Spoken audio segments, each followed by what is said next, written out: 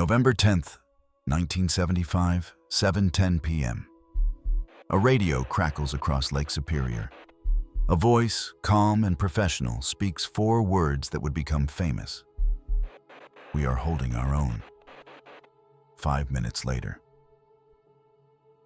The ship's gone. 29 souls, 729 feet of American steel, vanished. No distress call, no warning, no survivors.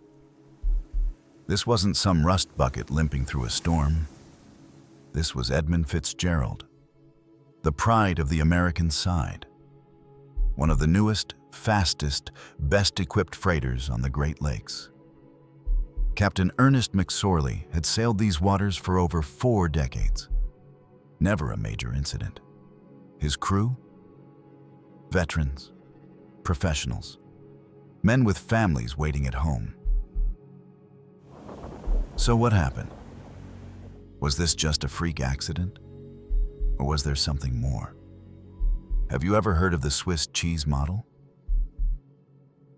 It's a theory from aviation disasters that explains how complex systems fail, not from one catastrophic mistake, but from 18 small vulnerabilities.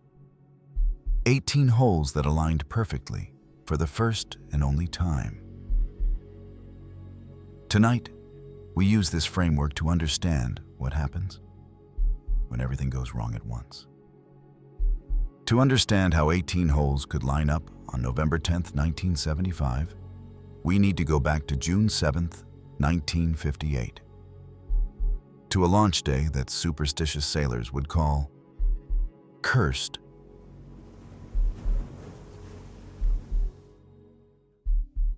(1957). Northwestern Mutual Life Insurance Company made a decision that would change Great Lakes shipping forever. They would invest over $8 million, nearly $100 million in today's money, to build the largest ship ever to sail the inland seas. This wasn't just ambition, it was timing. The St. Lawrence Seaway was opening, connecting the Great Lakes to the Atlantic Ocean. Ships could finally sail from Duluth to the world. But there was a catch. The Seaway had size limits. Locks, bridges, channels. Northwestern Mutual wanted a ship that pushed those limits to the absolute edge. Maximum length, maximum width, maximum cargo capacity. They contracted Great Lakes Engineering Works in River Rouge, Michigan. The challenge? Build the biggest ship physically possible while still fitting through the Seaway. Not an inch to spare. The engineers sharpened their pencils. 729 feet long, 75 feet wide, 25 feet draft when fully loaded, 13,632 gross tons. To put that in perspective, this ship was longer than 2 football fields placed end to end. Standing next to it, you'd have to crane your neck just to see the deck. But here's where it gets interesting. This wasn't going to be just a workhorse. Northwestern Mutual wanted luxury. They hired the J.L. Hudson Company, Detroit's premier department store, to furnish the interior. Deep pile carpeting in the crew quarters, tiled bathrooms, not the usual cramped steel boxes, leather furniture in the officer's lounge, mahogany paneling. It looked more like a luxury hotel than an ore carrier. Sailors who served on other freighters would step aboard the Fitzgerald and think they'd walked onto a passenger liner by mistake. Why luxury on a ship designed to haul iron ore pellets? Image, pride. Northwestern Mutual wanted their flagship to be exactly that, a symbol. The construction itself was revolutionary. Instead of building the hull piece by piece on the slipway, Great Lakes Engineering used prefabricated sections. Massive chunks of the ship built separately, then assembled like a giant steel puzzle. This was cutting edge for the 1950s. It cut construction time nearly in half compared to traditional methods. The ship rose fast, faster than anything the Great Lakes had seen. By early 1958, she was nearly complete. State-of-the-art navigation equipment, advanced radio systems, twin diesel generators providing enough power for a small town. And speed. Oh, the speed. Once she was loaded and underway, the Fitzgerald could push 16 miles per hour. That might not sound like much, but for a ship carrying over 26,000 tons of cargo, it was blazing. She would become the fastest freighter on the lakes. Captains of other ships would watch her overtake them and shake their heads. Scheduled runs that took other vessels 3 days? The Fitzgerald did them in 2.5. Time is money in shipping. The Fitzgerald printed money. But beneath all that luxury, beneath all that speed, beneath all that cutting-edge technology, there was a design decision. A 1950s standard that would matter 18 years later. The cargo hold had no watertight subdivisions. It was one massive open space, 700 feet long. If water got in, it could flow freely from bow to stern. There were no internal bulkheads to contain flooding, no compartments that could be sealed off. This was normal. This was how ore carriers were built. The thinking was simple. Ore is dense. You need one big hold to maximize capacity. Subdivisions. Waste space. And besides, these ships never sink. The engineers weren't careless. They followed every regulation, every standard, every best practice of 1958. The hull was strong, the welds were inspected, the steel was quality. But the ship was also built to the absolute maximum size the seaway would allow. Maximum length creates maximum stress. When a ship this long rides over waves, the bow and stern are often in different wave troughs. The center of the ship, suspended between waves, has to support its own weight like a bridge. Engineers call this hogging. The keel bends upwards slightly. Then, when the ship crests a wave with the bow and stern hanging unsupported, the keel bends downward. Sagging. Hog, sag, every wave, every voyage. For 17 years. In June of 1958, none of this was a concern. Yeah, of course. The ship was a marvel, a titan, the pride of American engineering and the future of Great Lakes shipping. Northwestern Mutual scheduled the launch for June 7th. They invited 15,000 spectators. Journalists came from across the Midwest. This was going to be a celebration, a champagne toast to progress. And of course, in a way, it turned out to be a launch day no one would ever forget.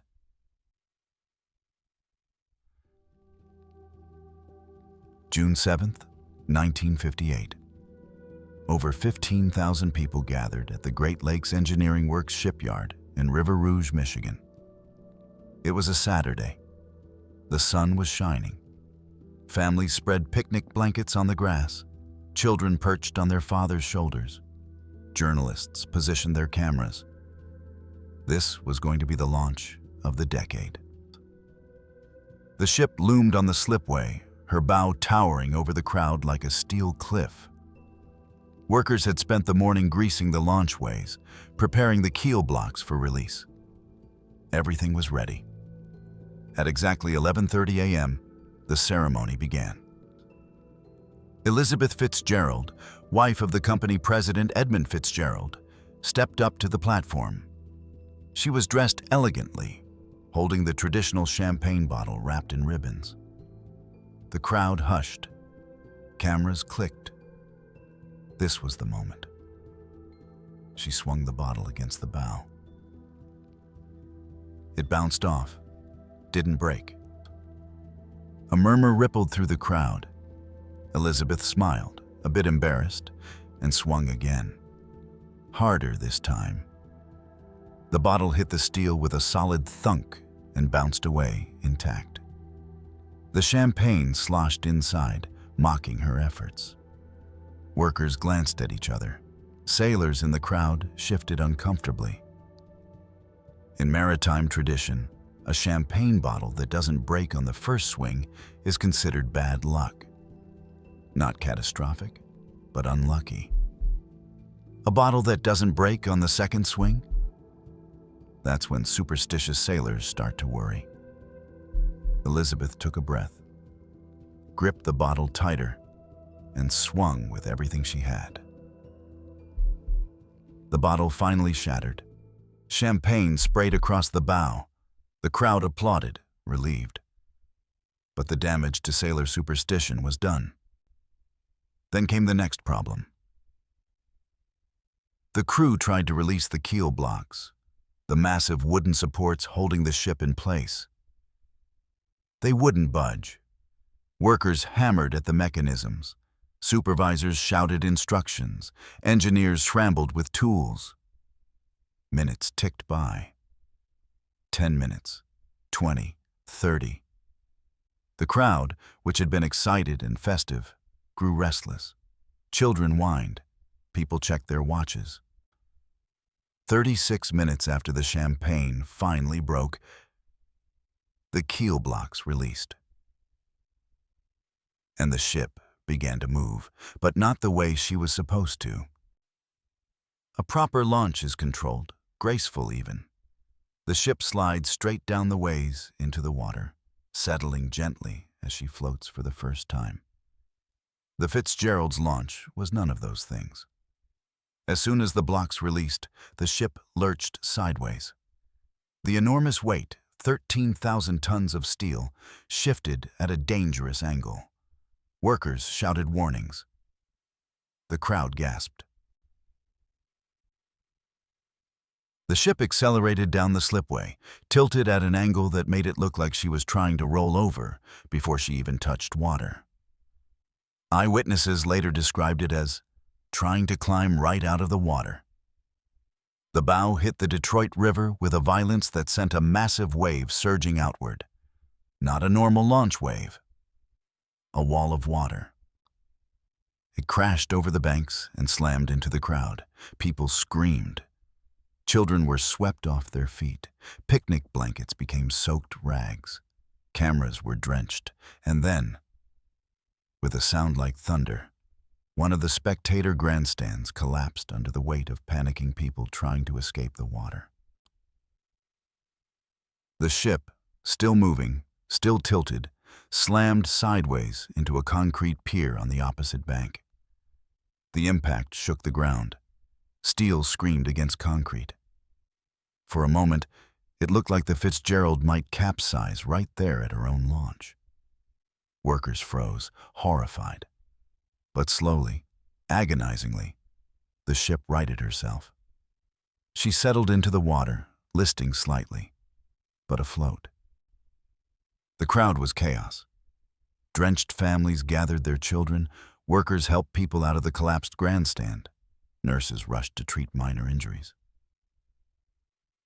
And then someone noticed that an elderly man, Jennings B. Fraser, had collapsed. They called for a doctor. Tried to revive him. But it was too late. Jennings B. Fraser died of a heart attack right there on the launch day. In maritime superstition, there's an old saying. A death at launch foretells the death of the ship. Edmund Fitzgerald, the man the ship was named after, watched all of this happen. He was 66 years old, standing there in his suit, watching a ship bearing his name struggle into existence. Watching the chaos, watching a man die. Years later, family members would say he never forgot that launch, never stopped thinking about it. Now, whether you believe in omens or not, These incidents would haunt the ship's legacy. Sailors are superstitious for a reason. They've seen too much go wrong. They've watched ships that seemed invincible disappear. They've felt storms that came out of nowhere. They've learned over generations that the lake doesn't care about your confidence. So when a launch goes sideways, literally, they notice. When someone dies on launch day, they remember. The Fitzgerald was towed to a fitting-out dock for final construction.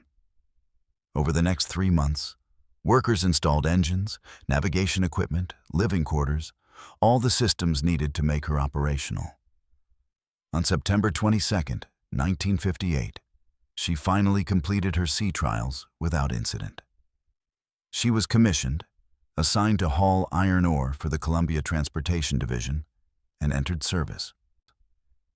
For the next 17 years, she would sail. She would break records. She would become famous. But among certain sailors, there was always a whisper. That ship is cursed. September 1958. The Edmund Fitzgerald entered service, and for the next 17 years, she would become a legend. The sailors called her the Queen of the Lakes, the pride of the American side. Some called her the Toledo Express because of how fast she ran the route. She was a celebrity among ships. Her route was simple but grueling. Load taconite pellets at Superior, Wisconsin, or Duluth, Minnesota. Haul them across Lake Superior, through the Sioux Locks, down Lake Huron, into Lake Erie, and delivered to the steel mills at Detroit, Toledo, or Zug Island. Then turn around and do it again. And again. And again. Over 17 years, she made 748 round trips. That's over 1 million miles on the Great Lakes. To put that in perspective, that's like driving from New York to Los Angeles and back more than 350 times. Except this wasn't a car on a highway. This was a 729-foot ship navigating narrow channels, locks, and open water in all weather conditions. In 1964, the Fitzgerald became the first ship in Great Lakes history to carry over 1 million tons of cargo through the Sioux Locks in a single season. They threw a celebration, presented the captain with a plaque. The shipping industry treated it like a moon landing. And the Fitzgerald didn't stop there. She broke her own record 6 more times over the next decade. Captains who commanded her became known as DJ captains because they were so friendly on the radio. They'd chat with other ships, share weather information, tell jokes during long hauls. The Fitzgerald had a reputation: professional, fast, reliable, safe. But behind all those records, behind all that success, something was happening that most people didn't talk about. The ship was aging, and not gracefully. Sailors who served on the Fitzgerald in the early 1970s started noticing something strange. The ship had always flexed a little. All long ships do. But this was different. They called it the wiggling thing. Richard Orgel, who served as second mate from 1972 to 1973, later described it this way: the ship would bend, whip, twist, and spring like a diving board after somebody has jumped off. Not a gentle flex. A violent, unsettling movement that you could feel in your bones. Crew members would be walking down the deck and suddenly feel the steel beneath their feet twist. The bow and stern moving independently, like 2 separate ships temporarily connected. Some sailors got used to it, others never did. Captain McSorley himself noticed it. In 1973, he made a comment to his crew that would later haunt the investigation. If she starts doing that wiggling thing, let me know. This thing scares me sometimes. Think about that. A captain with over 4 decades of experience, who had sailed through countless storms, who had commanded the Fitzgerald for years, admitted the ship scared him, but he kept sailing her. A former cook on the Fitzgerald testified later about a conversation he overheard in the summer of 1975. McSorley was talking to the ship's owner about reported problems with the keel, loose sections, stress fractures, things that should have been repaired. And McSorley said, "All this SOB has to do is stay together 1 more year. After that, I don't give a shit what happens to it." 1 more year. That's all he needed. Then he'd retire. Then the ship would be someone else's problem. Except the ship didn't make it 1 more year. Why didn't he report these issues? Why didn't he demand repairs? The answer is complicated. Part of it was culture. Great Lakes captains were tough. You didn't complain. You didn't delay shipments for minor concerns. Part of it was economics. Every day the ship sat in dry dock was a day it wasn't making money. And part of it, honestly, was pride.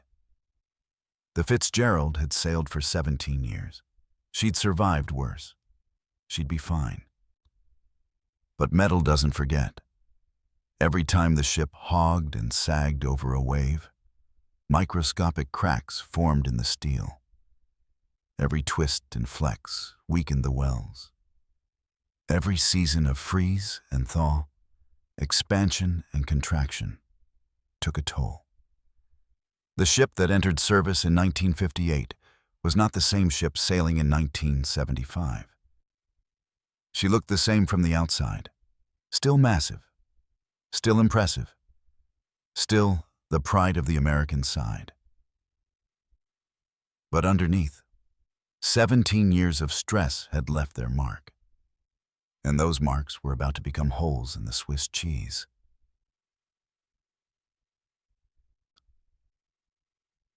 While the Fitzgerald was sailing and breaking records, something else was happening.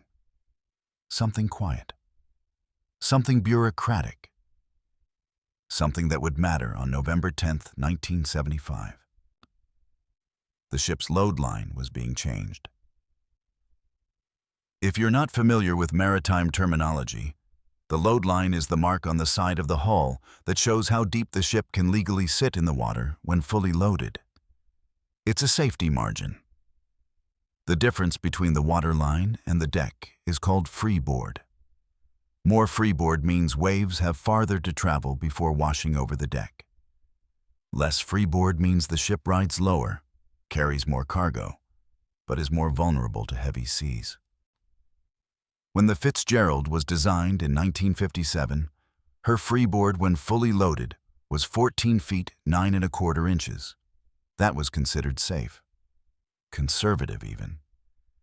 But between 1969 and 1973, the U.S. Coast Guard approved 3 separate applications to reduce that freeboard. 3 times, not once. 3 times. By 1973, the Fitzgerald's legal load line had been reduced to 11½ feet. That's 3¼ inches lower than her original design. Now, 3 inches might not sound like much, but on a ship 729 feet long and 75 feet wide, 3 inches of extra draft translates to roughly 4,000 additional tons of cargo. 8 million pounds. Think about the economics. Every trip, the Fitzgerald could carry 4,000 more tons than she was originally designed to carry. At 1975 rates, that's thousands of dollars extra revenue per voyage. Multiply that by dozens of trips per season, and you're talking about hundreds of thousands of dollars in additional profit. For the shipping company, this was a no-brainer. For the Coast Guard, approving these changes made sense too. Other ships were getting similar exemptions. The entire Great Lakes fleet was pushing for higher cargo capacities. The The St. Lawrence Seaway had opened. Competition was fierce. American ships needed to stay competitive with foreign vessels. So the regulations bent. Gradually, reasonably, 3 inches here, a few inches there. Nobody was being reckless. The engineers ran the calculations. The ship could handle the extra weight. Technically, on paper, in calm conditions. But 3¼ inches meant the deck was 3¼ inches closer to the water, which meant waves that used to break harmlessly below the deck now washed over it. The crew didn't protest. This was industry standard. Every freighter on the Great Lakes was doing the same thing. If you complained about load lines, you were soft, old-fashioned, not a team player. The culture was clear. Get the cargo through. Make the schedule. Don't cost the company money over theoretical concerns. And for years, it worked fine. The Fitzgerald sailed with her reduced freeboard and had no major problems. The extra weight didn't sink her. The lower deck didn't flood. So the acceptable risk became the normal risk, which became the expected practice. On November 9th, 1975, when the Fitzgerald departed Superior, Wisconsin, she was loaded with 26,116 tons of taconite pellets. Near her maximum legal capacity, her deck rode just 11½ feet above the waterline. In calm water, this was fine. In a November storm on Lake Superior, it would be a different story. Here's what nobody understood at the time. This wasn't just about 3 inches of freeboard. It was about compounding vulnerabilities. The ship was already flexing more than designed. The keel was already showing stress. The hull was already 17 years old, with 17 years of metal fatigue. And now, you add 4,000 extra tons of weight pressing down on that aging structure, while reducing the margin between the deck and the waves by 3¼ inches. No single decision was catastrophic. The Coast Guard wasn't negligent. The company wasn't criminally reckless. The crew wasn't ignoring obvious danger. Everyone was making reasonable decisions based on the information they had and the pressures they faced. But reasonable decisions, layered on top of each other over years, can create unreasonable risk. And nobody saw it coming because nobody was looking at the whole picture. They were looking at load lines, or maintenance schedules, or weather forecasts, or profit margins. Nobody was looking at how all of those things might align on one specific night in November. For 17 years, the vulnerabilities accumulated, hidden, manageable. Each one alone was an acceptable risk. But before we watch them align, we need to understand the framework that helps us see the invisible. A theory developed not for ships, but for planes falling from the sky.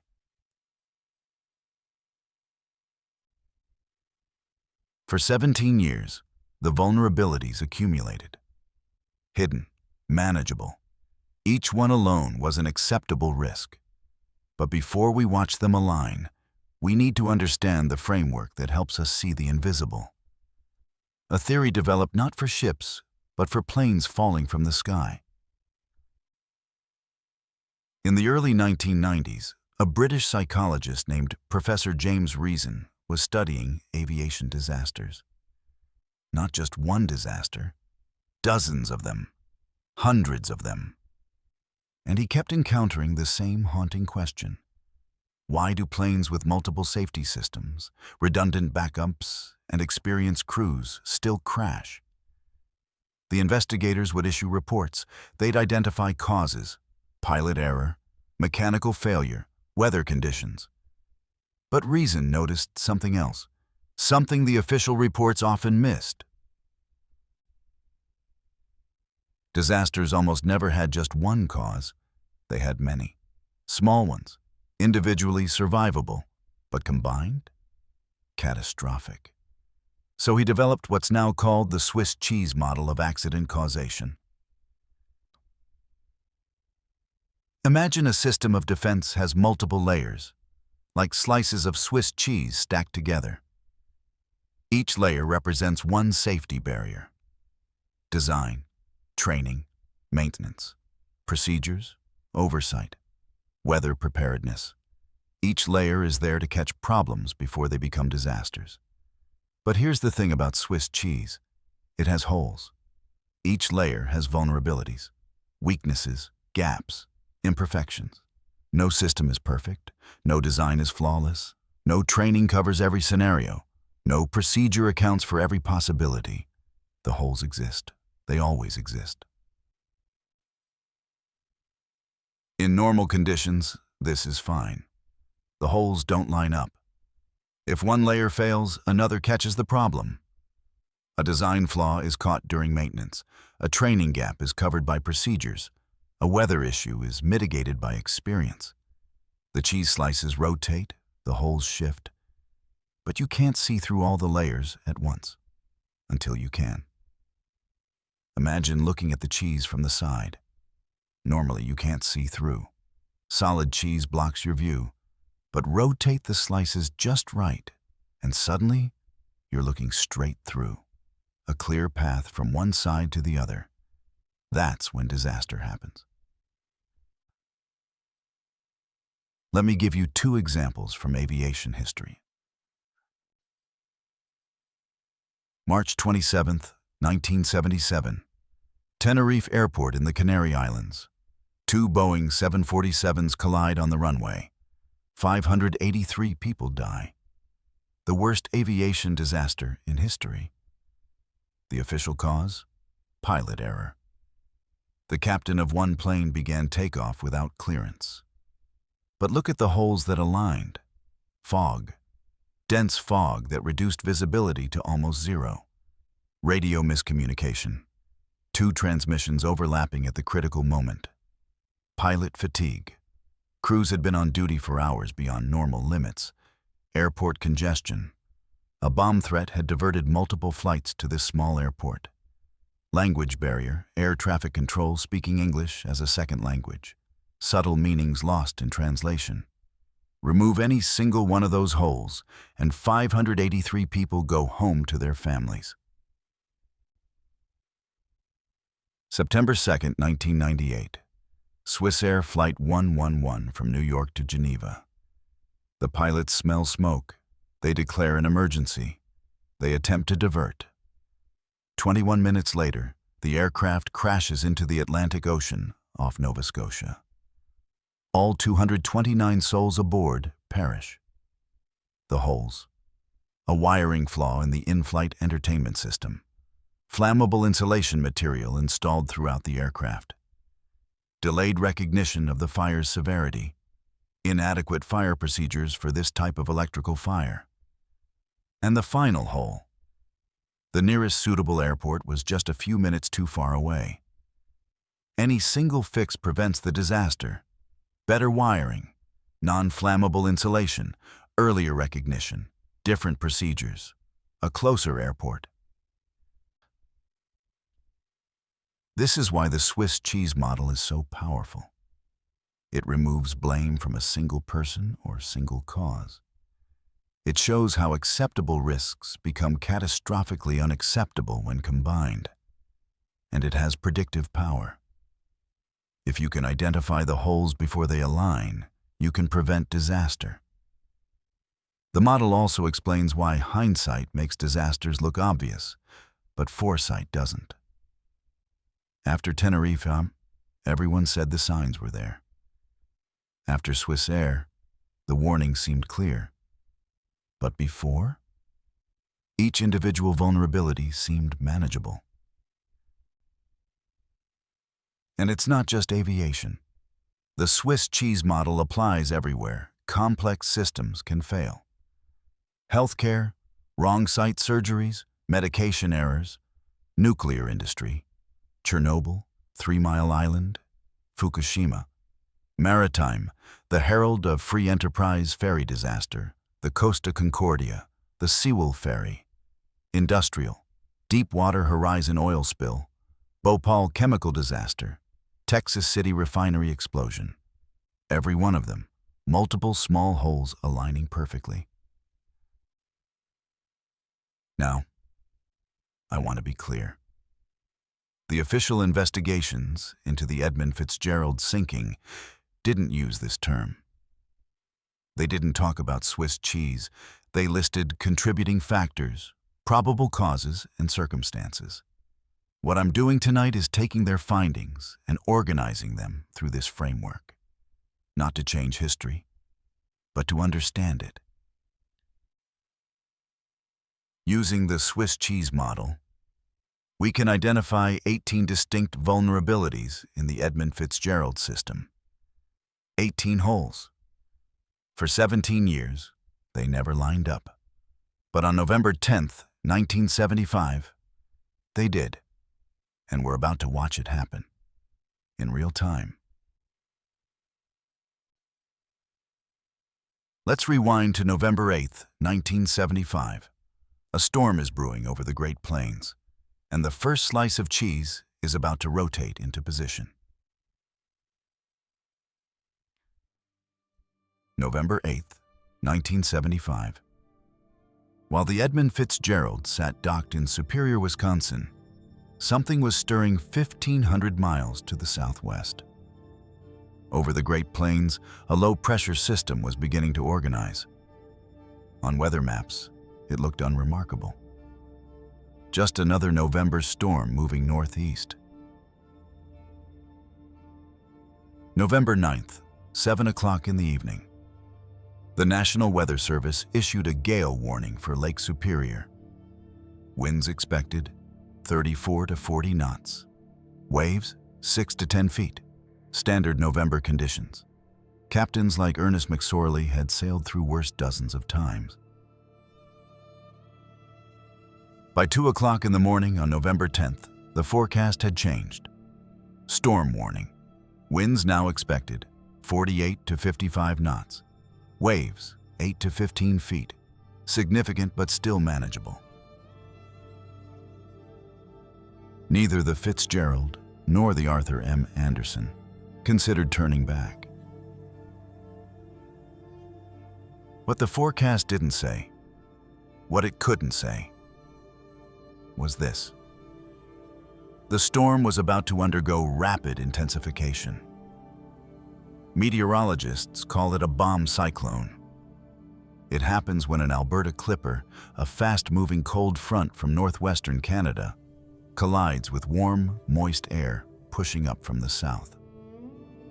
The temperature differential creates a pressure gradient so steep, so violent, that the storm doesn't just grow. It explodes. Within hours, winds that were forecast at 55 knots reached 70 knots with gusts to 86 miles per hour. Waves that should have been 15 feet tall measured 25 to 35 feet.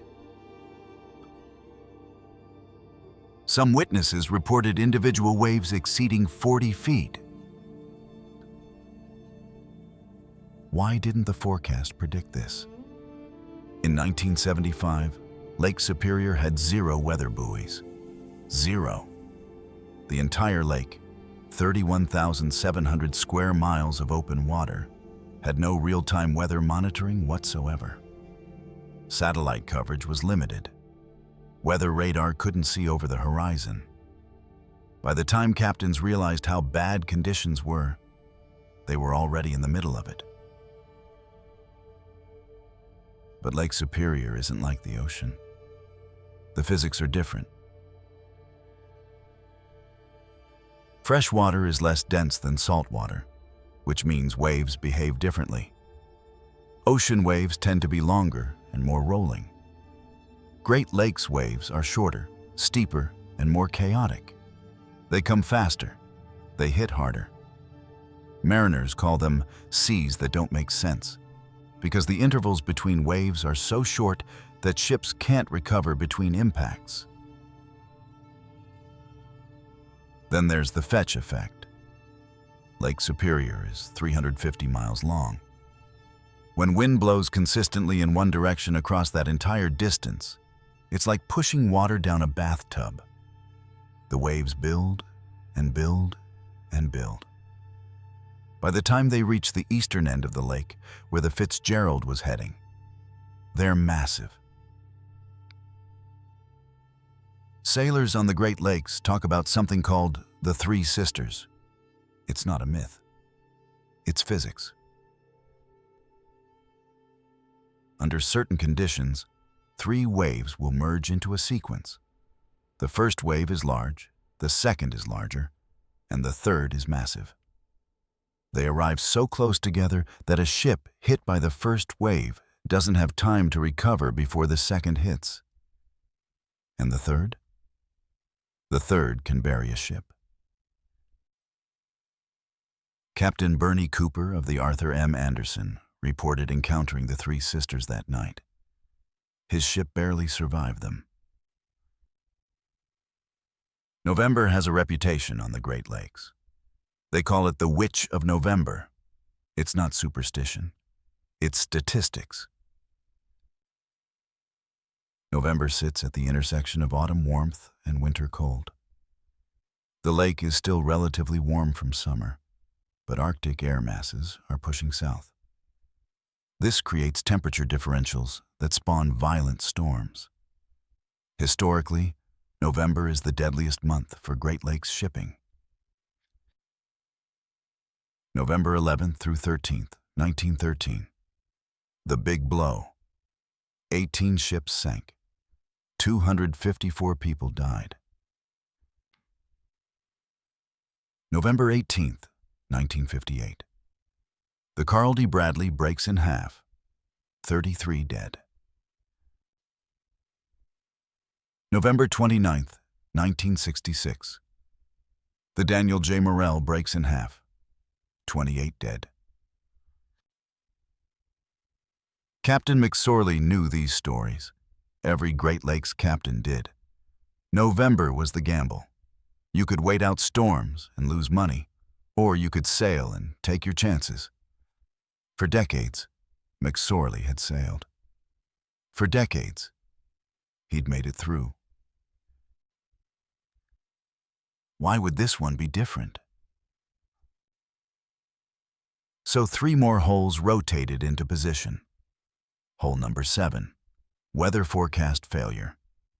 The technology of 1975 simply couldn't predict rapid intensification.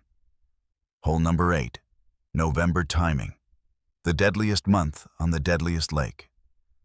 Hole number 9, Lake Superior wave physics. Freshwater waves that come faster, hit harder, and behave more chaotically than ocean swells. On the morning of November 10th, 1975, 9 holes had aligned.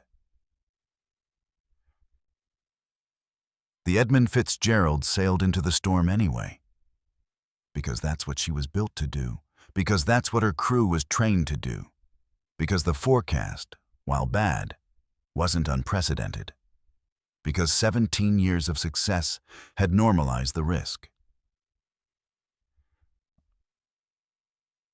By afternoon, conditions would exceed anything the forecast predicted, and the remaining 9 holes would begin their rotation.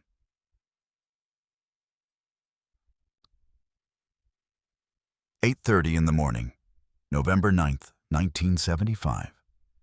Burlington, Northern Railroad dock. Number 1, Superior, Wisconsin. The Edmund Fitzgerald sat low in the water, her hull loaded with 26,116 long tons of taconite pellets. Maximum capacity.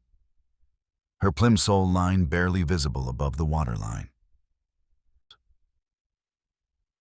On the bridge stood Captain Ernest M. McSorley, 63 years old, 43 years of Great Lakes experience.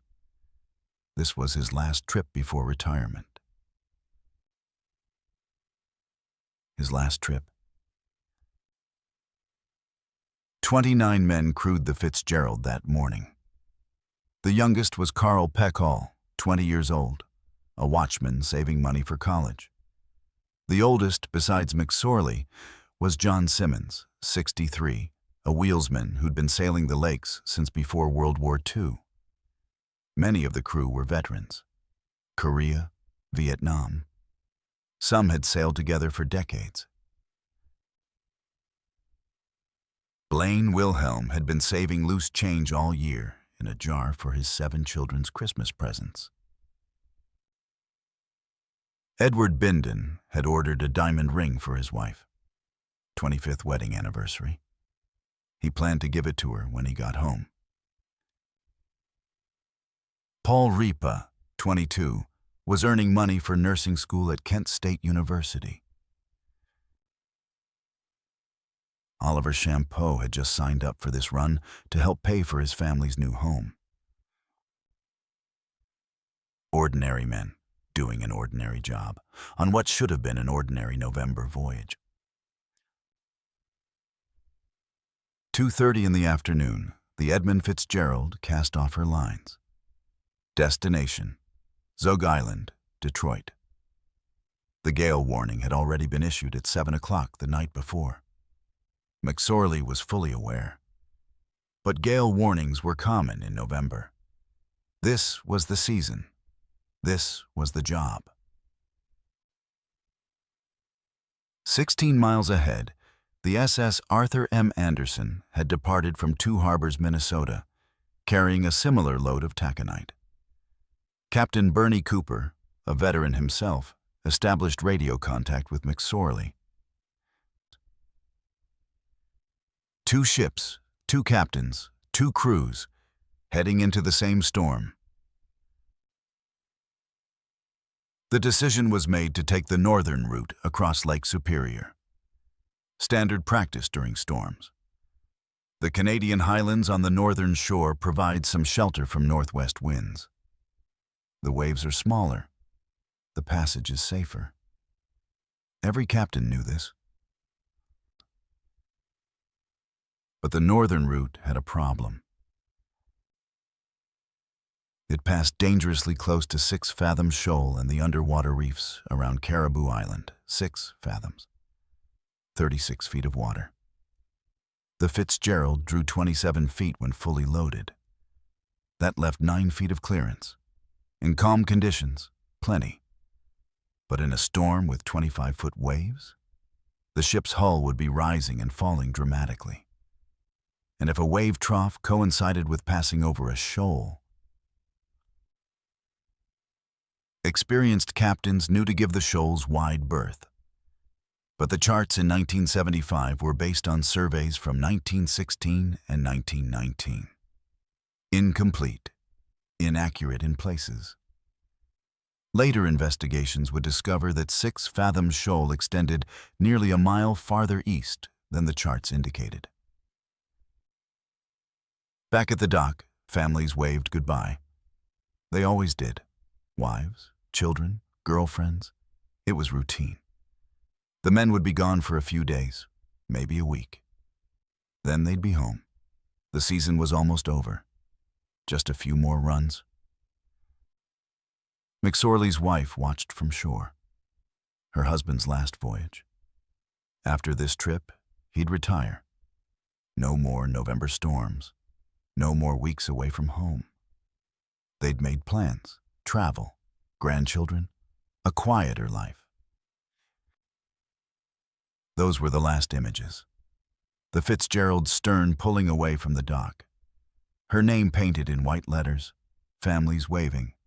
A routine departure on a routine November day.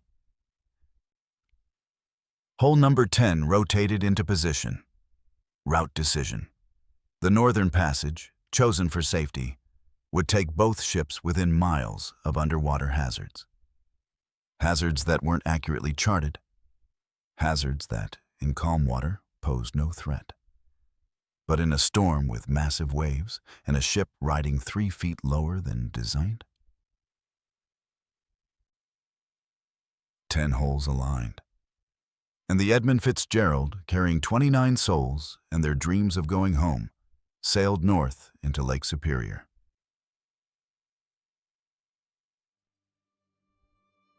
1 o'clock in the morning, November 10th. The Fitzgerald radioed her position. 20 miles south of Isle Royale. Winds 52 knots, waves 10 feet. Conditions deteriorating but manageable. 7 o'clock in the morning. The Fitzgerald's last routine weather report. Winds 35 knots, waves 10 feet. The storm had temporarily eased. This would be the last time anyone heard the Fitzgerald transmit weather data. By noon, both ships were committed. The Anderson sailed 8 miles behind the Fitzgerald, following her radar signature across the lake. The Fitzgerald maintained her lead position, running ahead through increasingly heavy seas. 1 o'clock in the afternoon. The Fitzgerald passed Michipicoten Island and turned southeast. Ahead lay Caribou Island, and beneath Caribou Island, hidden underwater, lay 6 Fathom Shoal. 3:15 in the afternoon. Captain Bernie Cooper stood on the bridge of the Arthur M. Anderson, watching his radar screen. The Fitzgerald appeared as a bright pip, making her turn around Caribou Island. Cooper watched the distance between that pip and the Caribou Island radar beacon. He watched it close. Too close. Years later, Cooper would testify, "The Fitzgerald was much closer to 6 Fathom Shoal than I would want to be." His officers watched the same radar screen. They measured the same distances. The Fitzgerald was passing within miles, possibly within 1 mile, of 36-foot deep water. With her draft of 27 feet and waves measuring over 20 feet, the bottom of her hull could have been rising and falling within feet of the shoal. Cooper couldn't see the Fitzgerald visually. Snow and spray obscured everything beyond a few hundred yards. He was relying entirely on radar, just a glowing pip on a green screen, telling him where the pride of the American side was sailing. He watched that pip clear Caribou Island and continue southeast. 3:30 in the afternoon, the radio crackled. McSorley's voice. "Anderson, this is the Fitzgerald. I have sustained some topside damage. I have a fence rail laid down, 2 vents lost or damaged, and a list. I'm checking down. Will you stay by me till I get to Whitefish?" Cooper's response, "Charlie on that, Fitzgerald. Do you have your pumps going?" McSorley, "Yes, both of them." That transmission, calm and professional, contained a world of information. Fence rail laid down meant a wave had hit the Fitzgerald with enough force to destroy steel railing along the deck. These weren't decorative railings. These were structural safety barriers designed to withstand extreme conditions. Something had torn them away. 2 vents lost or damaged was worse. Vents are openings in the deck that allow air circulation to the ballast tanks and tunnels below. They have protective covers, but if those covers are torn off or damaged, water can pour directly into spaces that are supposed to stay dry. The ballast tanks, the access tunnels, the pump rooms. Water flooding into these areas doesn't just add weight, it destabilizes the ship. A list meant the ship was leaning, port or starboard, McSorley didn't specify, but a list indicates asymmetric flooding, water accumulating on one side more than the other.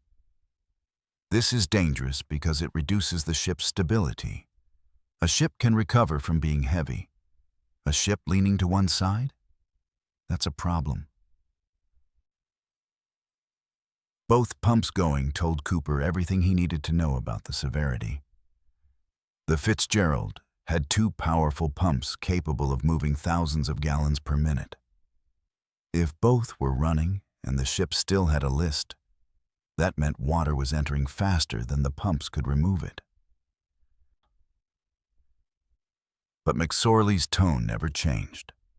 Calm, professional, matter-of-fact, like he was reporting a minor mechanical issue, not potentially catastrophic damage.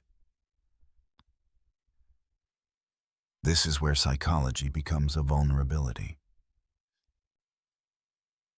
Great Lakes captains are trained to project confidence, to remain calm under pressure, to handle situations without panicking the crew or causing alarm. For 43 years, McSorley had cultivated this demeanor. It had served him well. It had made him respected, trusted, reliable. But there's a fine line between confidence and minimization, between staying calm and underestimating danger. McSorley didn't issue a mayday. He didn't request Coast Guard assistance. He asked Cooper to stay by me, which is different from, I need help. Did McSorley believe the situation was manageable? Or was he culturally conditioned not to admit the full severity? We'll never know. But that cultural factor, that training to project strength and competence, even in crisis, was another hole in the Swiss cheese. Cooper recognized the seriousness immediately. Charlie on that is radio shorthand for understood and will comply. He agreed to escort without hesitation. He knew what topside damage and a list meant on Lake Superior in November. He'd been sailing these waters for decades. He knew. So 3 more holes rotated into position. Hole number 11. Possible shoal grounding. Whether the Fitzgerald actually struck 6-fathom shoal remains debated. Investigators later found scrape marks of red paint on the shoal that matched the Fitzgerald's bottom paint. But the evidence was circumstantial. What's certain is that the Fitzgerald passed dangerously close, and within 15 minutes reported significant damage. Coincidence? Maybe. But the timing is compelling. Hole number 12. Confirmed topside damage. The fence rail was gone. The vents were lost or damaged. Structural integrity was compromised. Water had direct access to internal spaces that were meant to remain sealed. Hole number 13. List development. The ship was actively taking on water. Buoyancy was decreasing. The pumps were running but couldn't keep up. And with every wave that washed over the deck, more water poured through those damaged vents. At 3:30 in the afternoon on November 10, 1975, 13 holes had aligned. The Edmund Fitzgerald was damaged, listing and taking on water in the middle of a storm that was still intensifying. She had 5 more hours of sailing before reaching the shelter of Whitefish Bay. 5 more hours, 17 miles from safety, and 5 more holes were about to rotate into position.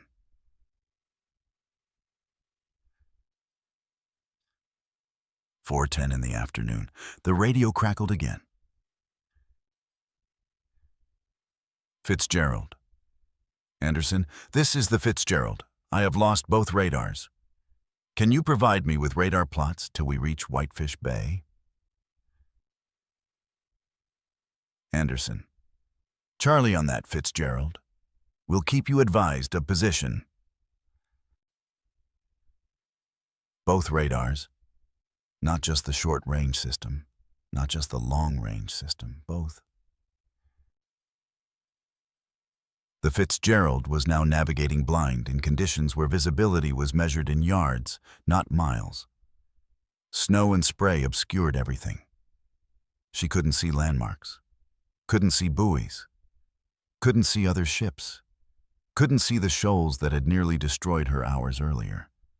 She was completely dependent on the Anderson, 10 miles behind her, to tell her where she was. In waters with shallow shoals and underwater hazards, this was catastrophic. 4:30 in the afternoon. McSorley called the Coast Guard station at Grand Marais on Emergency Channel 16. His question was simple. Is the Whitefish Point beacon operating? The beacon had been knocked offline by the storm earlier that day. No radar, no beacon, no radio direction finding. The Fitzgerald was navigating by dead reckoning in a blizzard with waves that could bury her deck, 17 miles from safety, and the storm was still building. Between 4:30 and 5 o'clock, the saltwater vessel Ava Force established contact. Her captain had been monitoring the Fitzgerald's transmissions. Ava Force. Fitzgerald, this is the Ava Force. I have the Whitefish light now, but still am receiving no beacon. Over. Fitzgerald. I'm very glad to hear it. Ava Force. The wind is really howling down here. What are the conditions where you are? And then, breaking through McSorley's calm professionalism for the first time. The Ava Force crew heard shouting in the background. Undiscernible words. Then McSorley's voice, urgent, commanding. Don't let nobody on deck. Someone had been attempting to go topside during the radio conversation. McSorley's response tells you everything about conditions on the Fitzgerald at that moment. The deck wasn't just wet. It wasn't just dangerous. It was a death trap. Waves were washing over continuously. Going outside, even for seconds, could sweep a man overboard. And no one would survive in 39-degree water. 7 o'clock in the evening. The Anderson had closed the distance. 10 to 17 miles separated the two ships. Both were approaching Whitefish Bay. Shelter was 17 miles away. At the Fitzgerald's reduced speed, approximately 1 hour of sailing. 1 hour, 60 minutes, and they'd be safe. 7:10 in the evening. Captain Cooper initiated the final radio contact. Anderson. Fitzgerald, this is the Anderson. Have you checked down? McSorley. Yes, we are. Anderson. Fitzgerald. We are about 10 miles behind you and gaining about 1.5 miles per hour. Fitzgerald, there is a target 19 miles ahead of us. So the target would be 9 miles on ahead of you. McSorley. Well, am I going to clear? Anderson. Yes, he is going to pass to the west of you. McSorley. Well, fine. Anderson. By the way, Fitzgerald, how are you making out with your problem? McSorley. We are holding our own.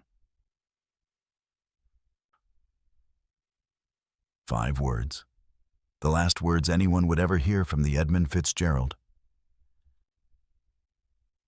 Anderson. Okay, fine. I'll be talking to you later.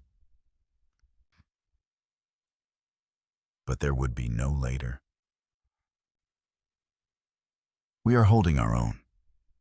What did McSorley mean? 50 years later, people still debate those 5 words. Was it an optimistic assessment? We're managing, the situation is stable, we'll make it. Was it grim determination? We're barely surviving but still afloat. Was it cultural conditioning? The trained response of a captain who must project confidence regardless of reality? Or was it accurate? The pumps were keeping up. The damage was contained. They genuinely were holding their own. Cooper and his crew noted nothing unusual in McSorley's voice. No panic, no urgency, no request for immediate assistance, just a calm, professional status report from a captain with 43 years of experience. On the Anderson's radar, the Fitzgerald appeared as a bright pip, still making forward progress, still on course, still headed for Whitefish Bay. 7:15 in the evening. The Anderson crew continued monitoring that pip. It began to fade. A snow squall passed over the Anderson. Temporary radar interference, common in these conditions. The operators watched, waited for the signal to return when the squall cleared. The squall passed. The interference cleared. The pip was gone. Initial assumption, radar malfunction, or maybe more snow interference. They tried adjusting the gain, tuning the frequency. Nothing. They attempted to raise the Fitzgerald on the radio. Fitzgerald, this is the Anderson, do you read?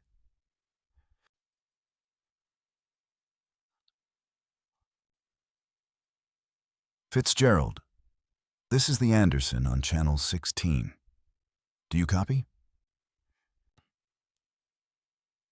Static. 7:25 in the evening. Captain Cooper contacted the Coast Guard. He couldn't pick up the Fitzgerald on radar. No response to radio calls. Last known position, 17 miles northwest of Whitefish Point. 729 feet of steel had simply disappeared. No distress call received, no mayday transmitted, no emergency beacon activated. One moment, the Fitzgerald was holding her own. The next moment, she was gone. In those final hours, 5 more vulnerabilities had rotated into position. Hole number 14. Radar system failure. Both systems lost, leaving the Fitzgerald blind in the worst possible conditions. She was navigating through shoal-infested waters with zero visibility and no electronic eyes. Hole number 15. Whitefish Point beacon offline. The navigation aid she was steering toward, the radio beacon that would have guided her to safety, had been knocked out by the same storm that was trying to sink her. Hole number 16. Communication equipment gaps. When the Fitzgerald went down, she had no way to send an automatic distress signal. Emergency position indicating radio beacons wouldn't become mandatory for another 2 years.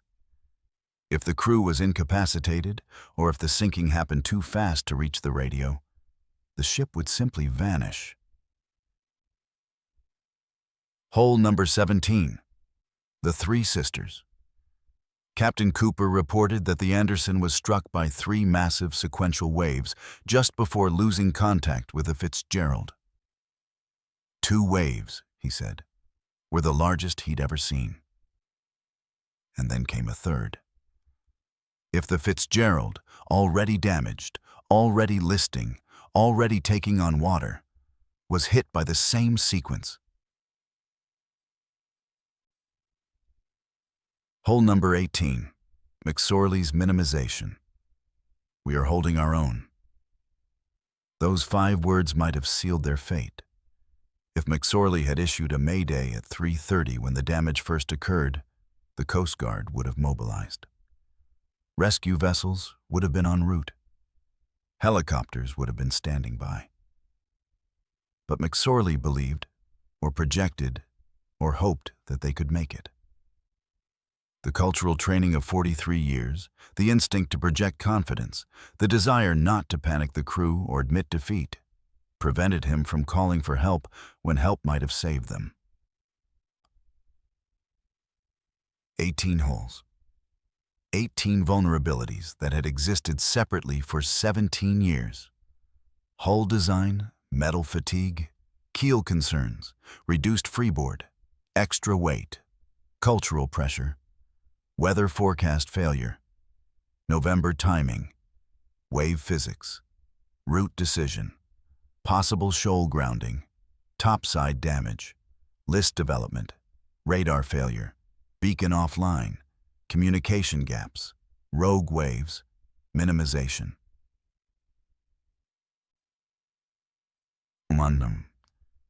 On November 10th, 1975, at approximately 7:15 in the evening, for the first and only time in 17 years, all 18 holes lined up perfectly. A straight path through every layer of defense. And the Edmund Fitzgerald, 729 feet of American steel, pride of the Great Lakes, carrying 29 experienced professionals, vanished in approximately 5 to 15 minutes. So fast that no one had time to launch a lifeboat. So fast that no one had time to send a distress call. So fast that the men who'd been waving goodbye to their families just 36 hours earlier never had a chance.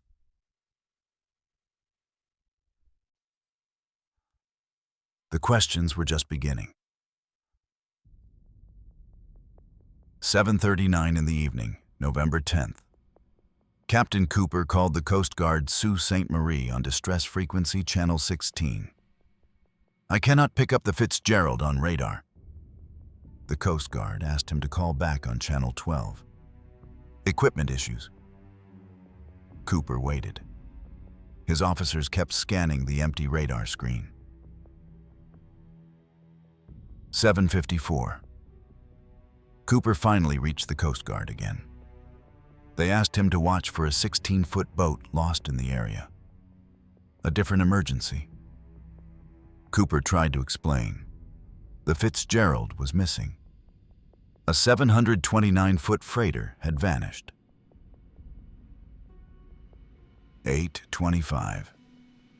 Cooper called again, expressing serious concern about the Fitzgerald's welfare. 9:03. Cooper officially reported the Edmund Fitzgerald missing. The Coast Guard had no search vessels immediately available. They asked Cooper if the Anderson could turn back into the storm. Cooper's crew had been battling the same conditions that killed the Fitzgerald for 16 hours. They were exhausted. The storm was still raging. 40 to 45 mile-per-hour winds in Whitefish Bay. But Cooper agreed. The Anderson turned around and sailed back into hell. Other vessels joined the search. The SS William Clay Ford, the SS Hilda Marjan. The Hilda Marjan attempted to reach the search area, but was forced to turn back. The weather was too severe. Even ships designed for Great Lakes conditions couldn't handle it. The Coast Guard cutter Woodrush arrived and established a search grid, 17 miles northwest of Whitefish Point. That's where the Fitzgerald had disappeared. That's where 29 men were either alive in life rafts or dead in the water. Through the night, searchlights swept the black water. Ships crisscrossed the search area. They found debris. Life jackets floating empty. Life rafts, one capsized upside down, an oar, a propane bottle, pieces of wood, a large oil slick spreading across the surface, marking where the Fitzgerald had gone down. But no bodies, no survivors, no intact wreckage on the surface. Nothing that suggested anyone had escaped. November 11th, morning. The storm passed as suddenly as it had intensified. Commercial fisherman Jim McDonald later described it. "You can't imagine how calm Lake Superior was that next morning. It could go from 80 and 90-mile-per-hour winds, 30, 35-foot waves to the next morning. It's like a mill pond, glassy smooth. The contrast was eerie. The lake that had killed 29 men less than 12 hours earlier now sat perfectly calm, glassy, mirror-like, as if nothing had happened. Air searches continued. Canadian Coast Guard vessels searched the Ontario shoreline in case survivors had made it to land. But Lake Superior is cold. 39 degrees Fahrenheit. Survival time in water that cold, 20 to 30 minutes before hypothermia incapacitates you. Maybe an hour if you're lucky and strong. The Fitzgerald had sunk at approximately 7:15 the previous evening. It was now morning. Even if someone had survived the sinking, even if they'd made it into a life raft, they'd been exposed to freezing conditions for over 12 hours. No one expected to find survivors. They were searching for bodies. They found none. November 14th, 1975. A U.S. Navy aircraft equipped with a magnetic anomaly detector flew over the search area. The detector registered a strong contact. Something large, something metal, something on the lake bottom. Sonar confirmed it. A large object sitting 530 feet below the surface, 17 miles northwest of Whitefish Point, exactly where the Fitzgerald had disappeared. But they couldn't identify it. Not yet. Lake Superior has claimed hundreds of ships over the centuries. This could be the Fitzgerald, or it could be another wreck from decades past. May 20th, 1976. 6 months after the sinking. The U.S. Navy deployed Curve 3 from the Coast Guard cutter Woodrush. Cable-controlled underwater recovery vehicle, a robotic submersible designed to operate at depths that would kill human divers. 530 feet down, in darkness, in cold that would freeze exposed skin instantly. The robotic camera descended. Over the next several dives, Curve 3 recorded 43,000 feet of videotape, 900 photographs, and confirmed what everyone had feared. The wreck was the Edmund Fitzgerald. The camera captured the stern section upside down, with the ship's name clearly visible. Edmund Fitzgerald, Milwaukee. But the ship wasn't intact. She was broken into 2 major pieces. The bow section, 276 feet long, sat upright on the lake bottom, relatively intact. The pilot house crushed but recognizable. The forward cargo holds filled with taconite. The bow itself driven into the mud at a steep angle, as if the ship had plunged nose first into the bottom. 170 feet away lay the stern section, 253 feet long, capsized, upside down. The massive propeller pointing toward the surface, the rudder bent, the stern crushed from impact. Between the 2 sections, a debris field, 200 feet of scattered wreckage, the midsection, the engine room, hatch covers, pieces of steel torn and twisted, the place where the ship had broken apart. The question that would haunt investigators: did the ship break on the surface, or did she break when she hit the bottom? And inside those 2 sections, somewhere in the darkness and the cold and the wreckage, lay the bodies of 29 men. The camera never found them. 530 feet of water pressure had sealed the compartments. The cold, 39 degrees would preserve the remains indefinitely. But they were there, entombed in the ship that had been their workplace, their second home. The families would never have physical closure. No funerals with caskets, no graves to visit. Just names on a memorial and the knowledge that their husbands, fathers, sons, brothers were somewhere in the dark, 530 feet below the surface of Lake Superior. Many families learned about the sinking from television news. No official notification reached them first. They watched reporters standing in the snow, describing a missing ship, and realized, that's where my husband works. That's the ship my son is on. That's my father's vessel. November 11th, 1975. While search vessels were still looking for survivors, Reverend Richard Ingalls stood in the Mariners' Church of Detroit. The church was empty except for him. He rang the church bell 29 times, once for each crew member. A tradition was born that continues 50 years later. Every November 10th, the bell rings 29 times, and the names are read aloud.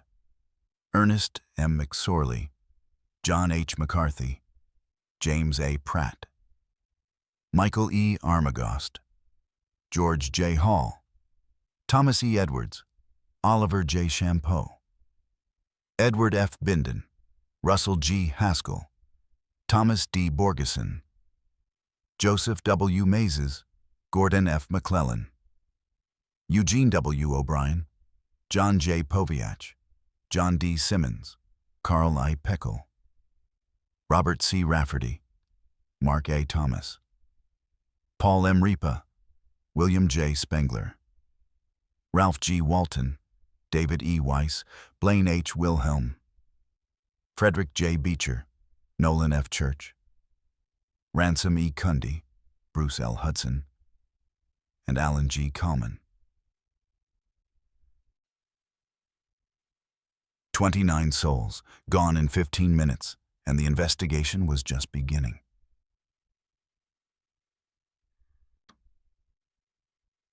"530 feet below the surface, the Edmund Fitzgerald lay in two pieces. What the underwater cameras revealed would spark 50 years of debate. The bow section, 276 feet long, sitting upright on its keel, embedded deep in the lake-bottom mud. The forward deck house was intact, but severely damaged.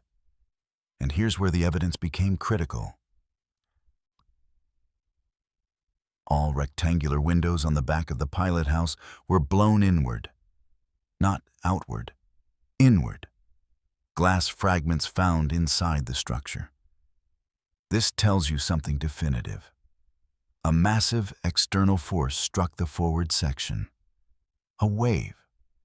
A wall of water traveling at high speed hit the pilot house with enough force to blow thick marine windows into the interior.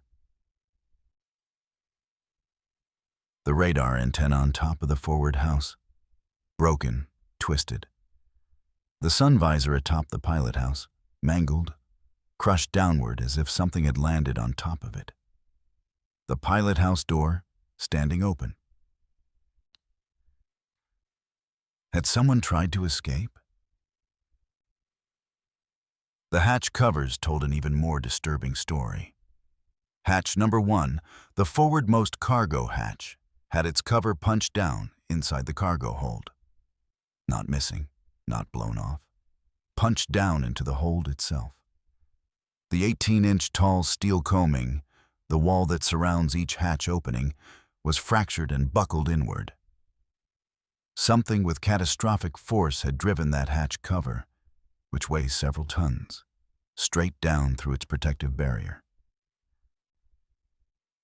Hatch number 2, cover missing entirely, coaming fractured and buckled. Hatches 3 and 4, covered with mud, only partially visible. Hatch number 5, cover missing, But here's where the investigation became controversial. Each hatch cover is held in place by a series of clamps, sturdy steel devices that, when properly secured, create a watertight seal. The cameras observed 16 consecutive clamps on hatch number 5. Only 2 of those clamps showed damage, the first and the 8th. The other 14 clamps were undamaged, and all 14 were in the open position. This became the center of a bitter debate.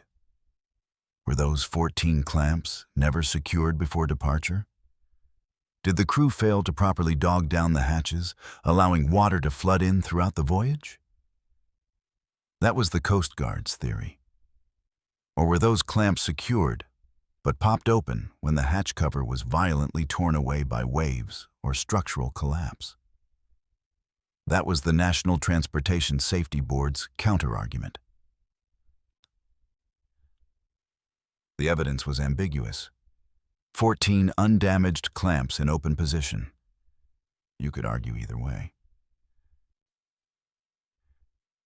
Between the bow and stern sections lay 170 feet of debris field. The midsection of the ship, completely destroyed. 61 meters of steel that had been the engine room, the crew quarters, the galley, the heart of the vessel, now scattered across the lake bottom in twisted fragments. Taconite pellets everywhere, on top of the bow deck, meaning they fell after the bow hit bottom. Throughout the debris field, the distribution pattern suggested something investigators found significant. The stern section had floated briefly, perhaps 30 seconds to 2 minutes after the bow plunged. As the stern floated, cargo continued spilling out. Then the stern capsized and sank. Hatch covers lay scattered in the debris, some missing, some bent, in the words of one investigator, nearly in half like aluminum foil instead of steel. These weren't thin plates. These were heavy steel structures designed to withstand the weight of waves in cargo. The force required to bend them like foil was almost incomprehensible. Every piece of wreckage was sharp, dangerous, torn steel edges that could cut through diving suits. Each fragment told a story of violence, of forces tearing a 729-foot ship apart like it was made of paper.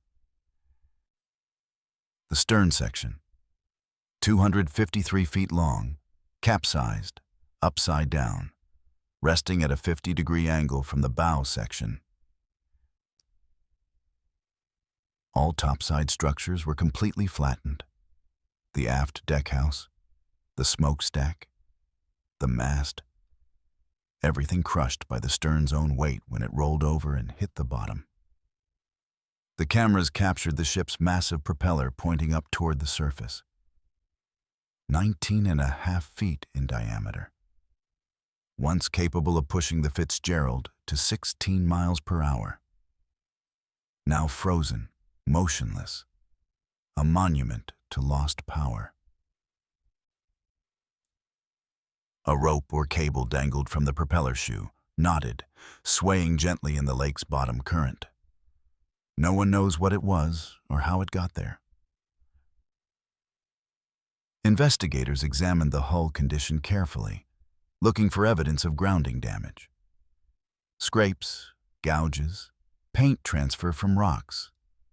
They found none. The hull showed impact damage from hitting the lake bottom, yes, but no evidence of scraping across 6-fathom shoal. This challenged the grounding theory, though it didn't eliminate it entirely. The wreck raised more questions than it answered. Did the ship break on the surface, weakened by stress and flooding, her hull finally snapping as she bridged between 2 massive waves? Or did she plunge intact, the bow hitting bottom first with such force that the stern, still buoyant, tore away from the impact? Which section sank first? The evidence suggested the bow, the way the taconite was distributed, the position of the wreckage, the fact that the stern appeared to have floated briefly, all pointed to a bow-first plunge. How fast was the final sinking?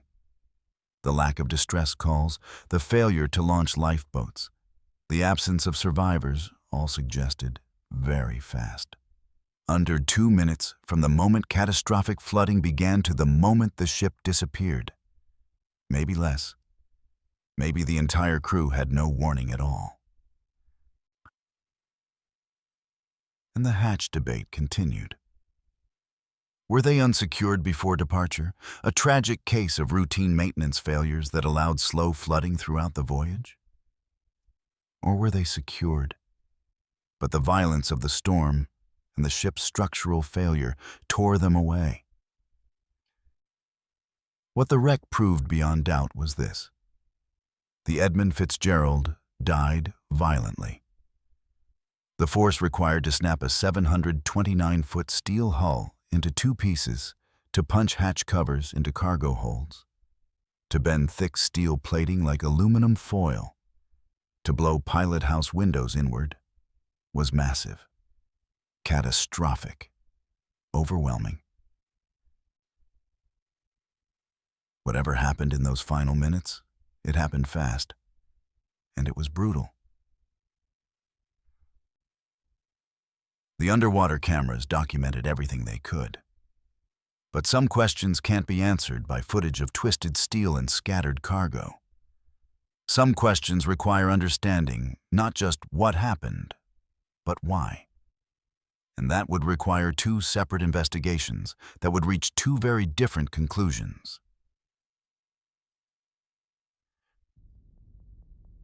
July 26, 1977. 20 months after the sinking. The United States Coast Guard released its official report on the loss of the SS Edmund Fitzgerald. 100 pages, thousands of hours of investigation, hundreds of interviews, analysis of underwater footage, engineering studies, weather data, witness testimony. The conclusion? The most probable cause of the sinking of the SS Edmund Fitzgerald was the loss of buoyancy and stability resulting from massive flooding of the cargo hold. The flooding of the cargo hold took place through ineffective hatch closures as boarding seas rolled along the spar deck. Ineffective hatch closures. In other words, the crew didn't properly secure the hatches before departure. The Coast Guard's theory went like this. It was common practice on Great Lakes freighters to depart port with only minimal clamps fastened on the hatch covers. The crew would then fully secure the hatches within 1 to 2 days of sailing. Witnesses at the dock observed the Fitzgerald's crew still placing hatch covers as the ship departed on November 9th. Nothing unusual, standard procedure. But the storm came faster than expected. Waves began washing over the deck because the Fitzgerald was riding 3 feet lower than originally designed. Water accumulated on deck. With the hatch covers not fully secured, that water found gaps, small openings, places where the rubber gaskets weren't compressed properly, where clamps weren't dogged down tight. Over 3 to 6 hours, water gradually seeped into the cargo hold. Not a catastrophic flood, a slow, steady infiltration. The water migrated down through the taconite pellets like liquid through a sponge. The crew had no way to detect it. There were no sensors in the cargo hold. No method to sound the depth of flooding until the water reached the top of the cargo. Eventually, a critical mass was reached. The ship lost buoyancy. The list increased. Then, suddenly, catastrophic flooding. Total loss of stability. The Fitzgerald went down. The implication was clear: crew negligence. The Coast Guard cited evidence. The underwater video showing most visible hatch clamps undamaged and in open position. The October 1975 inspection that found minor damage on hatches 13, 15, 16, and 21. Damage that hadn't been repaired before the final voyage. The fact that Oglebay Norton, the company operating the Fitzgerald, never provided formal guidelines for hatch maintenance. Maintenance was typically deferred until winter layup. Commander C.S. Loosemore performed calculations. He examined multiple ships, including the SS Herbert C. Jackson, a sister ship of the Fitzgerald. He found gaps with light coming through when hatches weren't dogged down properly. His calculations showed that enough water could enter through those gaps to sink the Fitzgerald in approximately 3 hours. The backlash was immediate and fierce. September 16, 1977. The Lake Carriers Association, representing Great Lakes shipping companies, sent a letter to the National Transportation Safety Board. The author? Paul E. Trimble, LCA President and retired U.S. Coast Guard Vice Admiral. His response dripped with professional outrage. The present hatch covers are an advanced design and are considered by the entire lake shipping industry to be the most significant improvement over the telescoping leaf covers previously used for many years. The one-piece hatch covers have proven completely satisfactory in all weather conditions, without a single vessel loss in almost 40 years of use and no water accumulation in cargo holds. The families were even more angry. Not all clamps locked on departure was industry standard, they argued, not negligence. To suggest that experienced veterans like Captain McSorley would be careless was insulting. These were professionals with decades of experience. These were men who knew their jobs. And there was a darker accusation. The Coast Guard, critics said, was avoiding expensive regulatory changes by blaming dead men who couldn't defend themselves. If the cause was crew negligence, no new regulations were needed. No mandatory equipment upgrades, no costly changes to how ships were operated. Captain Jimmy Hobaugh testified, "It was common practice for ore freighters, even in foul weather, to embark with not all cargo clamps locked in place." But Captain Paquette of the SS Wilfred Sykes, who'd watched the Fitzgerald depart, said something different. "I've done that myself when the ship was empty and the weather was going to be nice. But they were fully loaded. They were late in getting their hatches covered up. And they should have known by then that more severe weather was forecast. I think you'd have to call it negligence if he sailed into a storm front on Lake Superior with a minimum number of clamps dogged down." Even defenders of the crew acknowledged this departure was rushed. May 4, 1978. The National Transportation Safety Board released its own report, and it contradicted the Coast Guard directly. NTSB. Conclusion. The Edmund Fitzgerald sank suddenly and unexpectedly from flooding of the cargo hold due to the collapse of one or more hatch covers under the weight of giant boarding seas. Not gradual flooding through gaps, catastrophic sudden collapse from wave impact. The NTSB's theory: the ship was taking water through topside damage. The lost vents, the damaged fence rail area, water flooding into ballast tanks, creating the list McSorley reported at 3:30. The reduced freeboard brought the deck closer to wave action. Massive green water, not spray, but solid water, accumulated on deck with each wave. Water piled up against the forward deckhouse. The static head, the weight of water sitting on the hatch, combined with the dynamic force of moving waves, exceeded the hatch cover's strength. One or more hatch covers collapsed catastrophically, The cargo hold flooded in seconds to minutes. The bow pitched forward. A second wave lifted the center section, while the bow and stern remained unsupported. The hull fractured amidships from hogging stress, bending like a ruler held at both ends. The ship broke into two sections. Both sank within 1 to 2 minutes. The NTSB cited hatch number 1, found punched down inside the hold. This proved external force collapse, not slow leakage. Computer studies showed a 25-foot wave creates a static head of 12.5 feet of water on a hatch. The required sealing force to make a hatch watertight, 178,000 pounds. The actual weight of a hatch cover alone, 14,000 pounds. Insufficient. Each of the 68 clamps on a hatch must apply 2,400 pounds of force to seal properly. And in quartering seas, waves hitting from a forward starboard angle, water would pile up. The first wave doesn't drain before the second wave arrives. Cumulative water weight, thousands of pounds pressing down. Two federal agencies, two completely different conclusions. The Coast Guard blamed the crew, the NTSB blamed the waves, and both had evidence to support their positions. Captain Bernie Cooper had a third theory.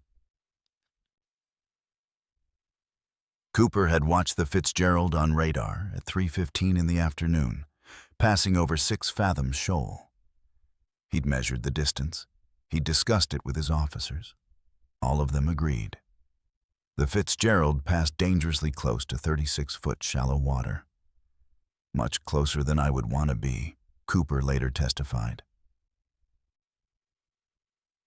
Cooper's theory.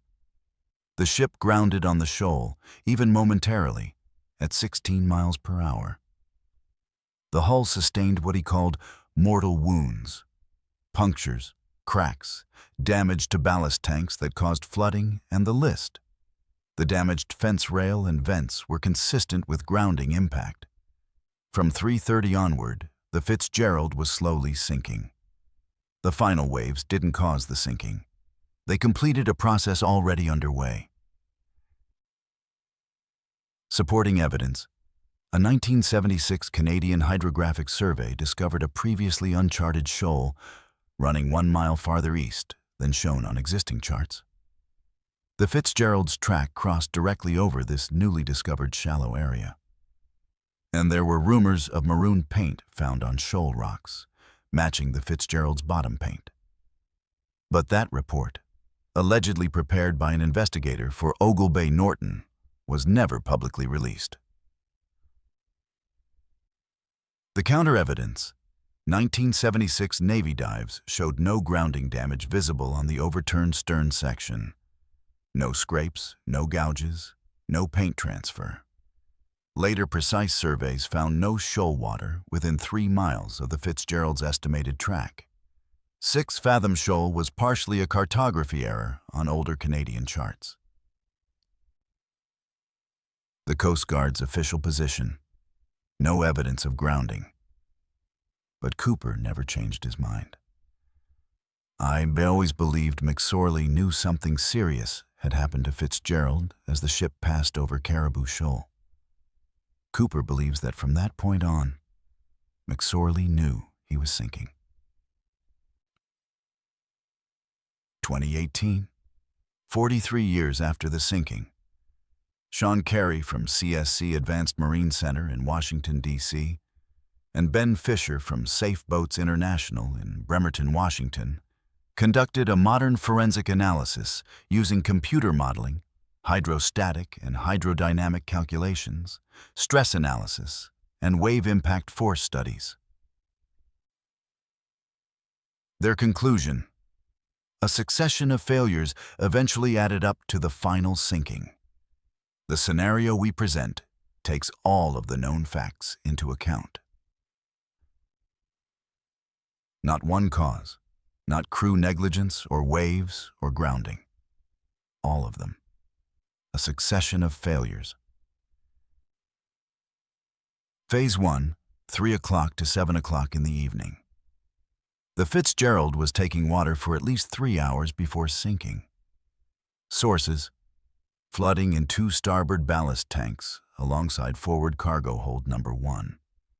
Contributing factors: possible minor shoal contact, topside damage from waves, hatch cover gaps from gasket wear and clamp maintenance issues, extra weight from freeboard reduction making the deck more vulnerable. Phase 2, 7:10 to 7:15, catastrophic cascade.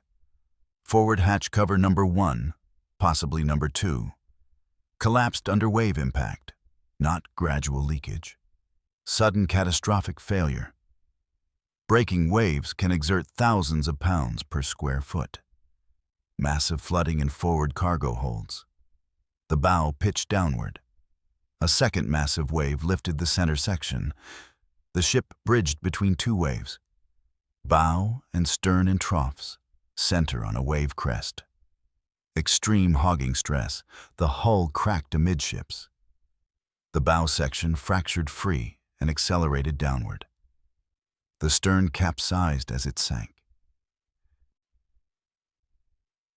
Phase 3, 7:15 to 7:17. The plunge. The bow section hit bottom first, moving so fast it buried itself in mud. Taconite pellets rained down onto the bow deck. The stern section sank moments later, capsizing during descent. Total time from fracture to both sections, on the bottom, 1 to 2 minutes. Why no distress call? Events unfolded in 5 minutes or less.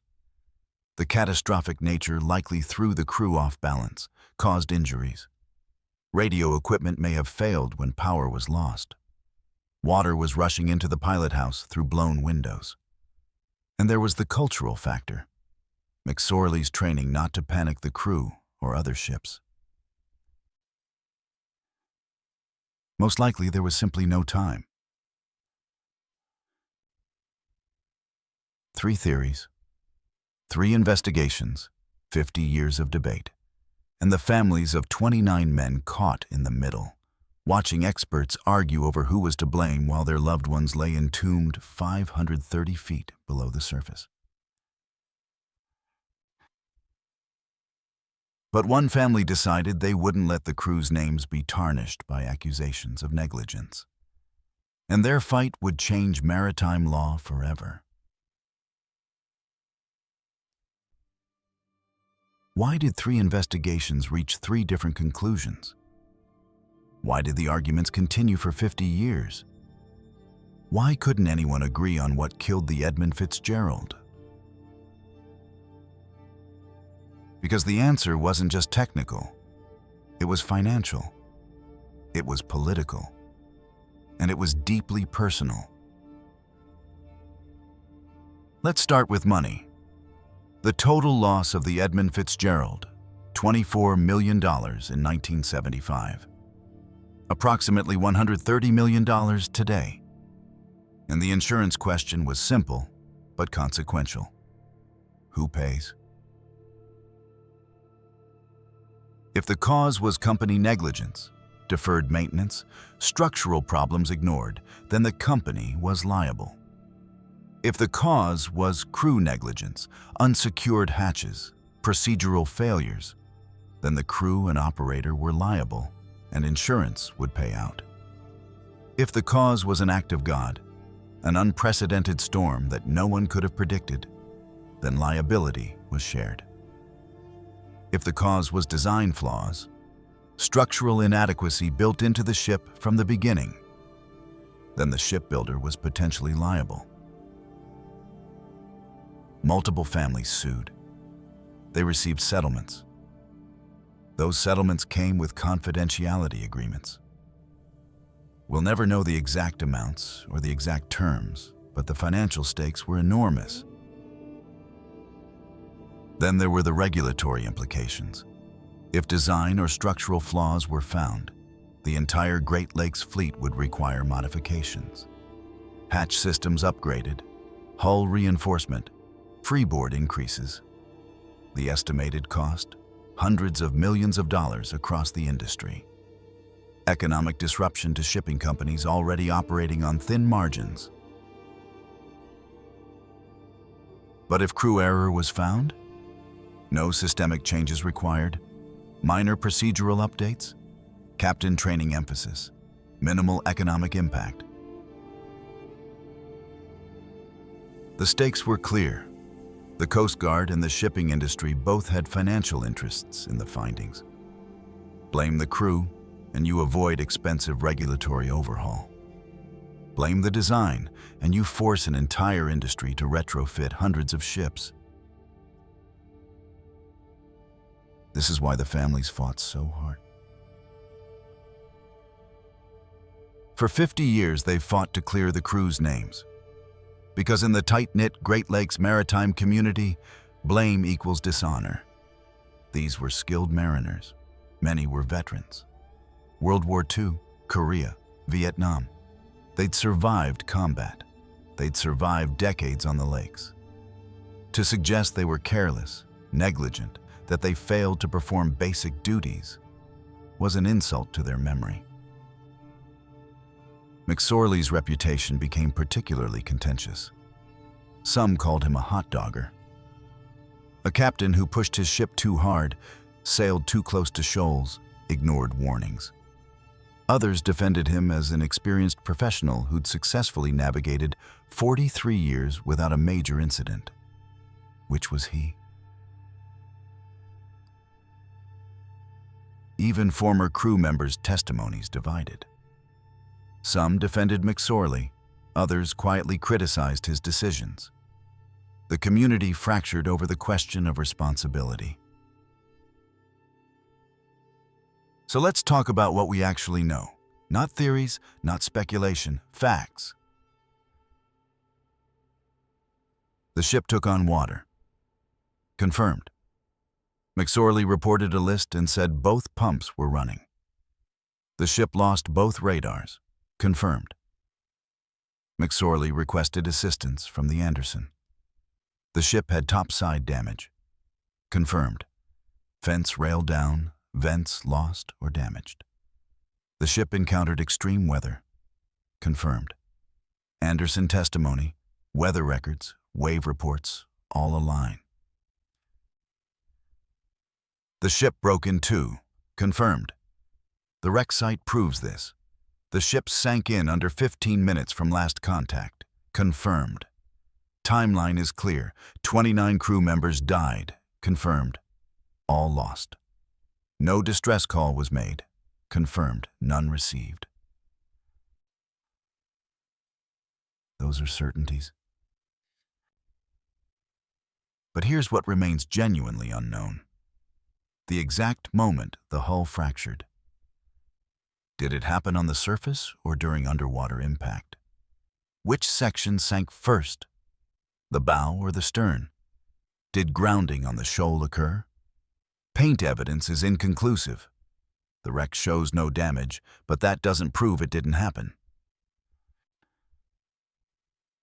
Were all hatch clamps properly secured at departure? We'll never know. No survivors. What did McSorley know in the final moments? Did he realize the ship was doomed when he said, "We are holding our own"? Or did he genuinely believe they'd make it? Why no Mayday call? Pride? Time? Equipment failure? A combination of all three?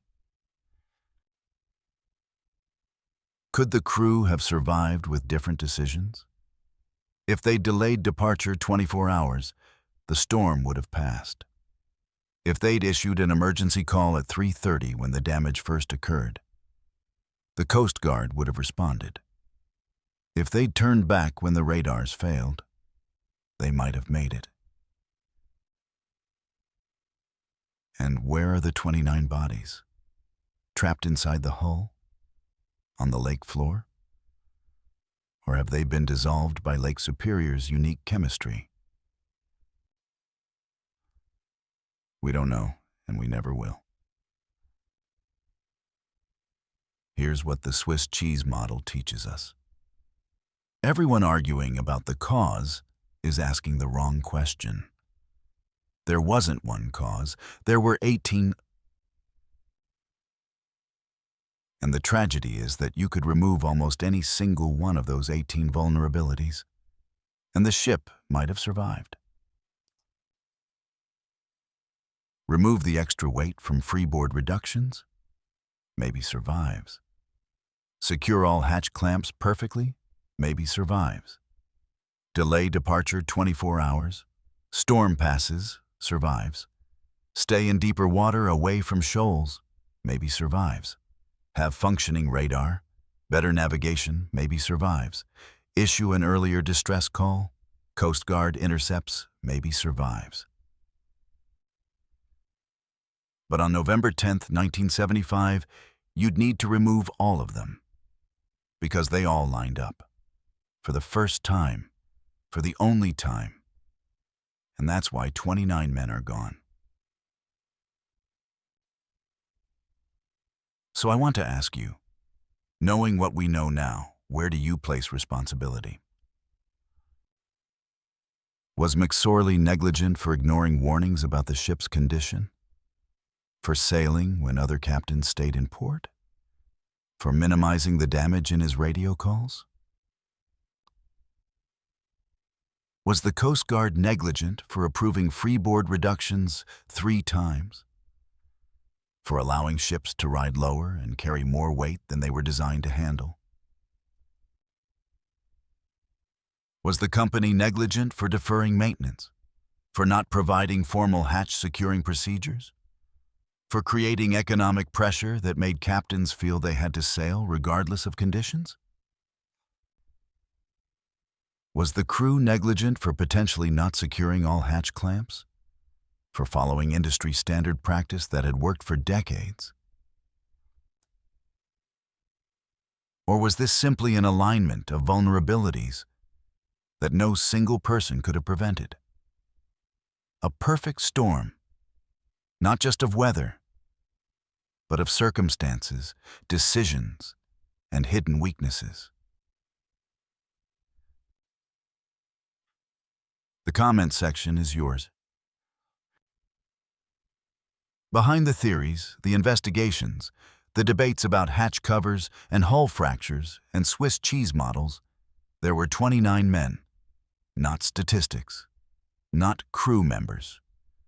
Men with families who ate dinner with them, children who waited for them to come home, wives who kissed them goodbye at the dock on November 9th.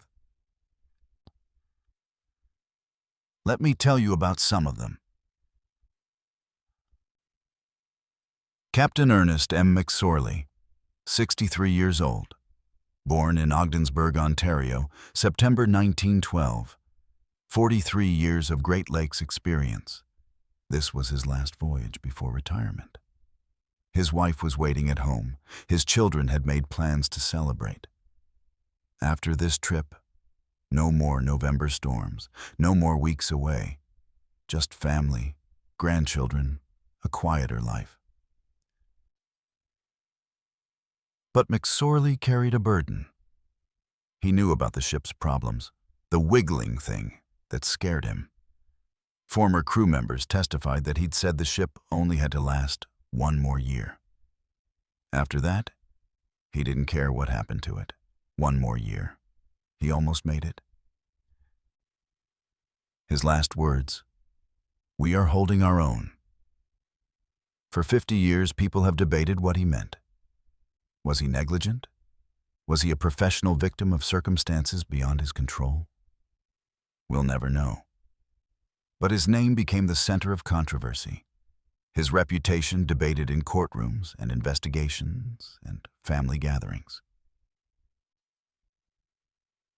First Mate John H. McCarthy, 62 years old, well-loved among the crew, known as the peacemaker, even-tempered, good-natured, decades of experience, second in command. He would have been on the bridge during the final moments, standing next to McSorley, watching the radar pip fade, feeling the ship pitch forward. Second mate James A. Pratt, 44, from Lakewood, Ohio, husband and father, officer of the watch. Navigation responsibilities: steady, reliable, professional. Chief Engineer George J. Hall, 60 years old, from Cabot, Pennsylvania, U.S. Merchant Marine veteran, World War II, planning retirement soon.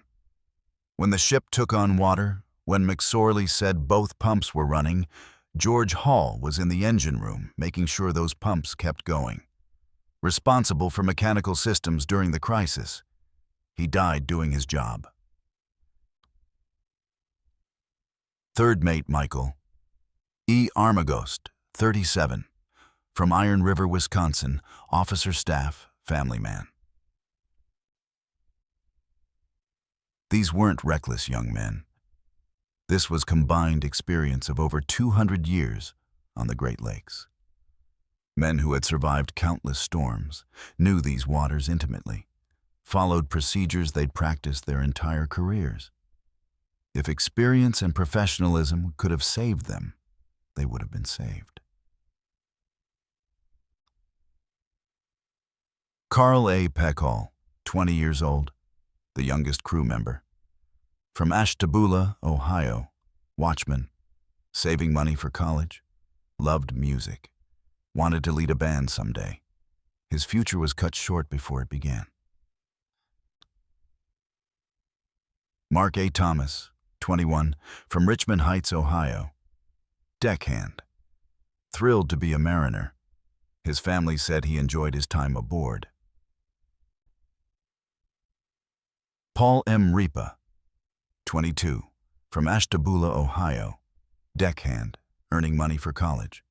He planned to study nursing at Kent State University. He never made it to his first day of class. David E. Weiss, 22, from Agoura, California, cadet, a training position under the deck officers, learning the trade, bright future ahead. His career ended before it started.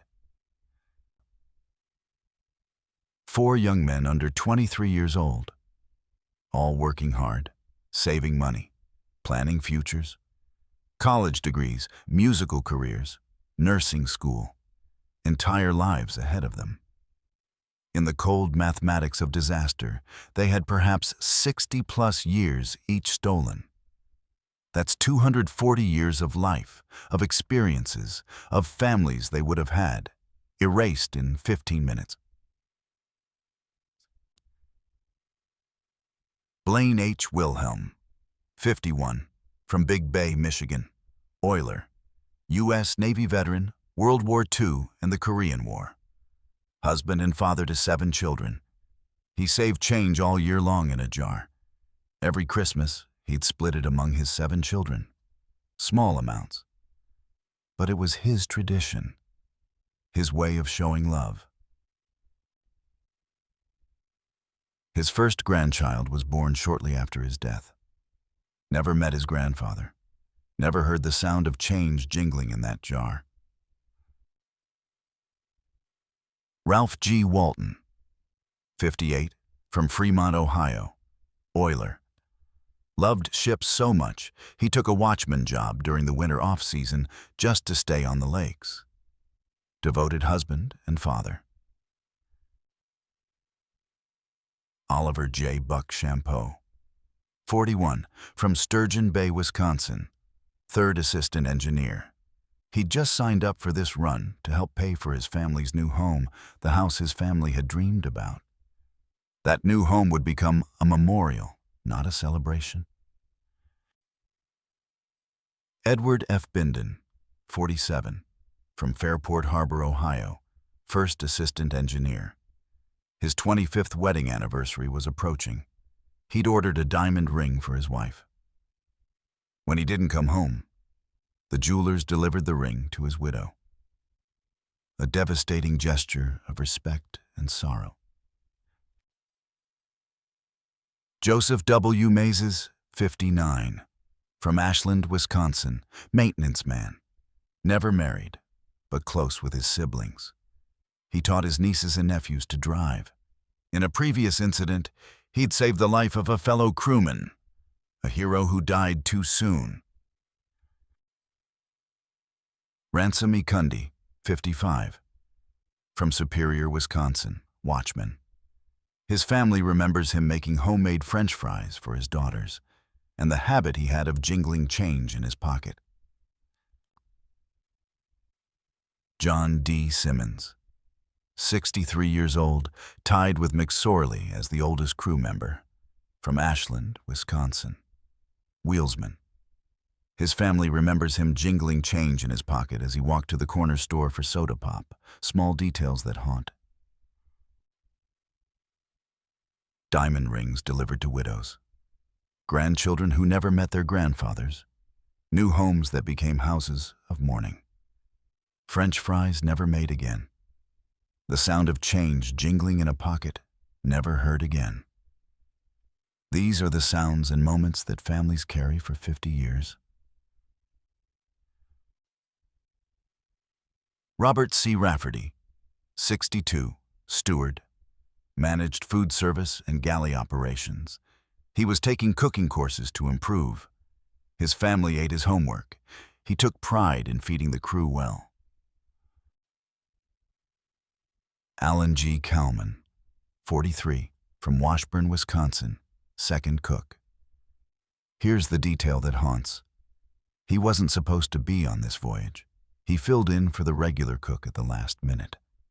Wrong place, wrong time. One different decision, one shift swap, and he'd have been home when the Fitzgerald left port. Fate doesn't discriminate. It doesn't care about your plans. Frederick J. Beecher, 56, from Superior, Wisconsin, porter, U.S. Army veteran. Nolan F. Church, 55, from Silver Bay, Minnesota, porter, World War II veteran. He'd watched Great Lakes freighters sail by for years, inspired to become a sailor later in life. He finally achieved his dream, and it killed him. Thomas E. Edwards, 50, second assistant engineer, from Richmond Heights, Ohio. Russell G. Haskell, 40, second assistant engineer, from Millbury, Ohio. U.S. Army veteran, came from a family of sailors. Thomas D. Borgeson, 41, maintenance man, from Duluth, Minnesota. Bruce L. Hudson, 22, deckhand. His mother, Ruth Hudson, lost her only son. The wheelsman. The navigation team. Eugene W. O'Brien, 50 years old. John J. Poviach, 59. When the ship took water, the men in the engine room kept the pumps running. When the bow pitched forward, they were below deck with no way out. The engineers, the oilers, the maintenance crew. They died doing their jobs, keeping the ship alive as long as they could. 29 names, 29 families, 29 empty chairs at Thanksgiving dinner in 1975. 29 Christmas presents never opened. 29 birthdays never celebrated again. The bell recovered from the wreck in 1995 was not just metal. It was their voices. And every year, on November 10th, at the Great Lakes Shipwreck Museum, that bell rings 29 times, once for each soul, a sound that carries across the water to where they rest, 530 feet below, in the cold dark of Lake Superior. The lake, it is said, never gives up her dead.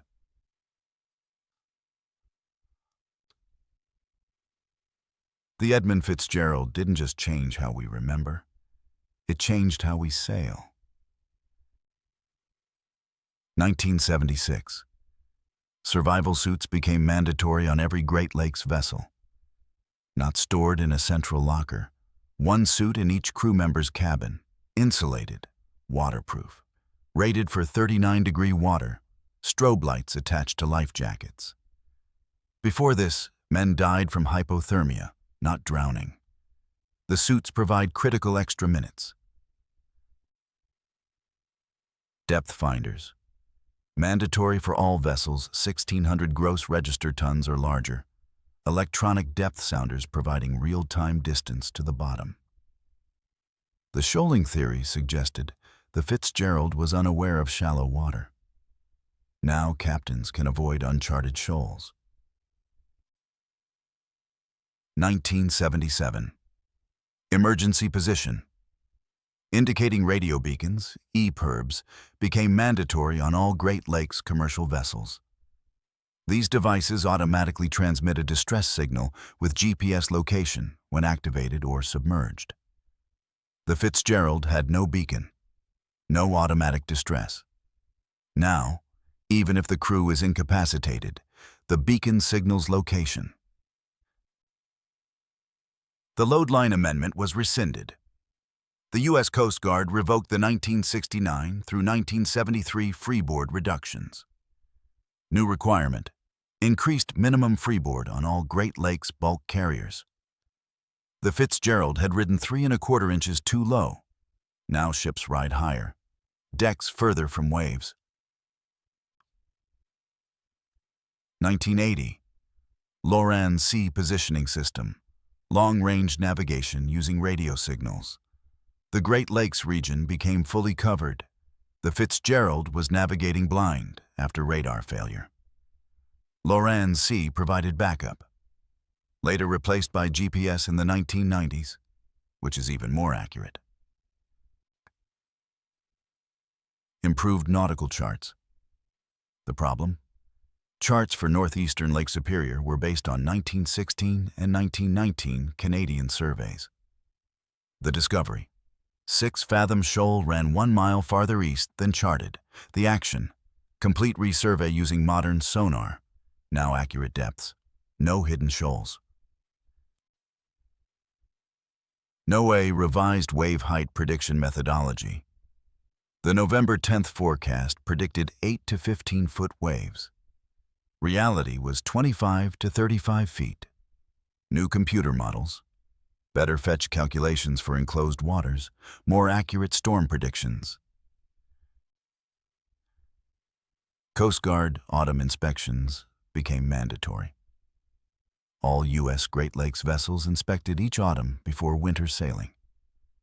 Focus: hatch covers, vent closures, life-saving equipment. The Fitzgerald's hatches 13, 15, 16, and 21 had minor damage that wasn't repaired. Now, mandatory repairs before sailing. But the biggest change wasn't equipment. It was weather monitoring.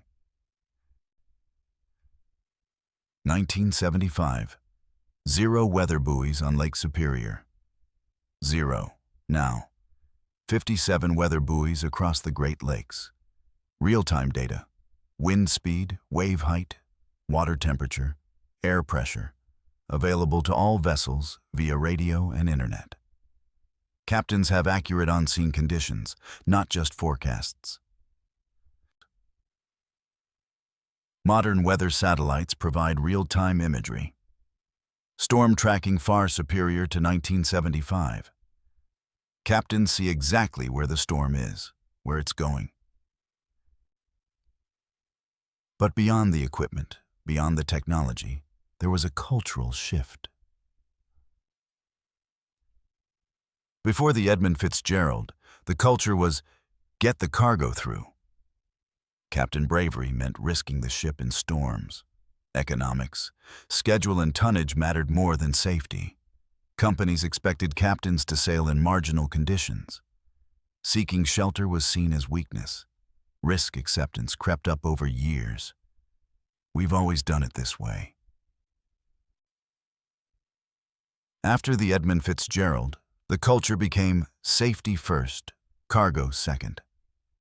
Joe Warren, a deckhand on the Anderson, said it best: "When gale comes up, we drop anchors."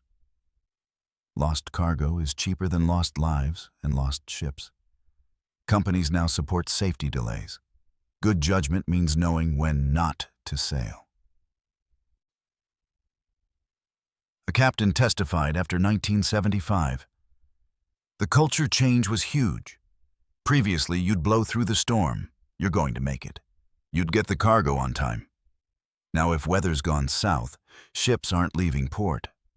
Or if they are, they're hugging the coast for greater shelter. And here's the stunning statistical result. Before 1975, the pattern was clear. One major Great Lakes freighter loss every 10 to 12 years. 1958. Carl D. Bradley, 33 dead. 1966. Daniel J. Morrill, 28 dead. 1975. Edmund Fitzgerald, 29 dead.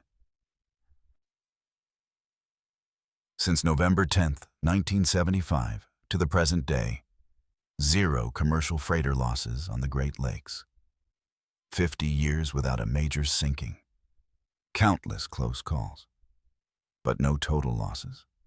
No crew deaths from sinkings. Success stories are rarely told. We remember disasters, not the thousands of safe voyages. But here's the truth. Since the Edmund Fitzgerald sank, regulations changed, culture changed, and an entire industry learned.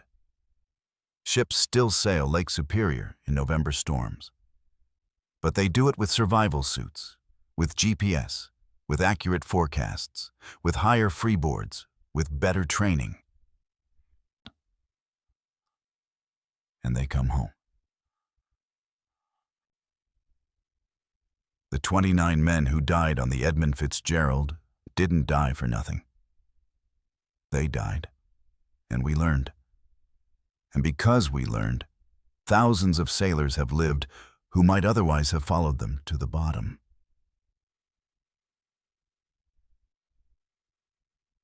Let me show you what we've learned.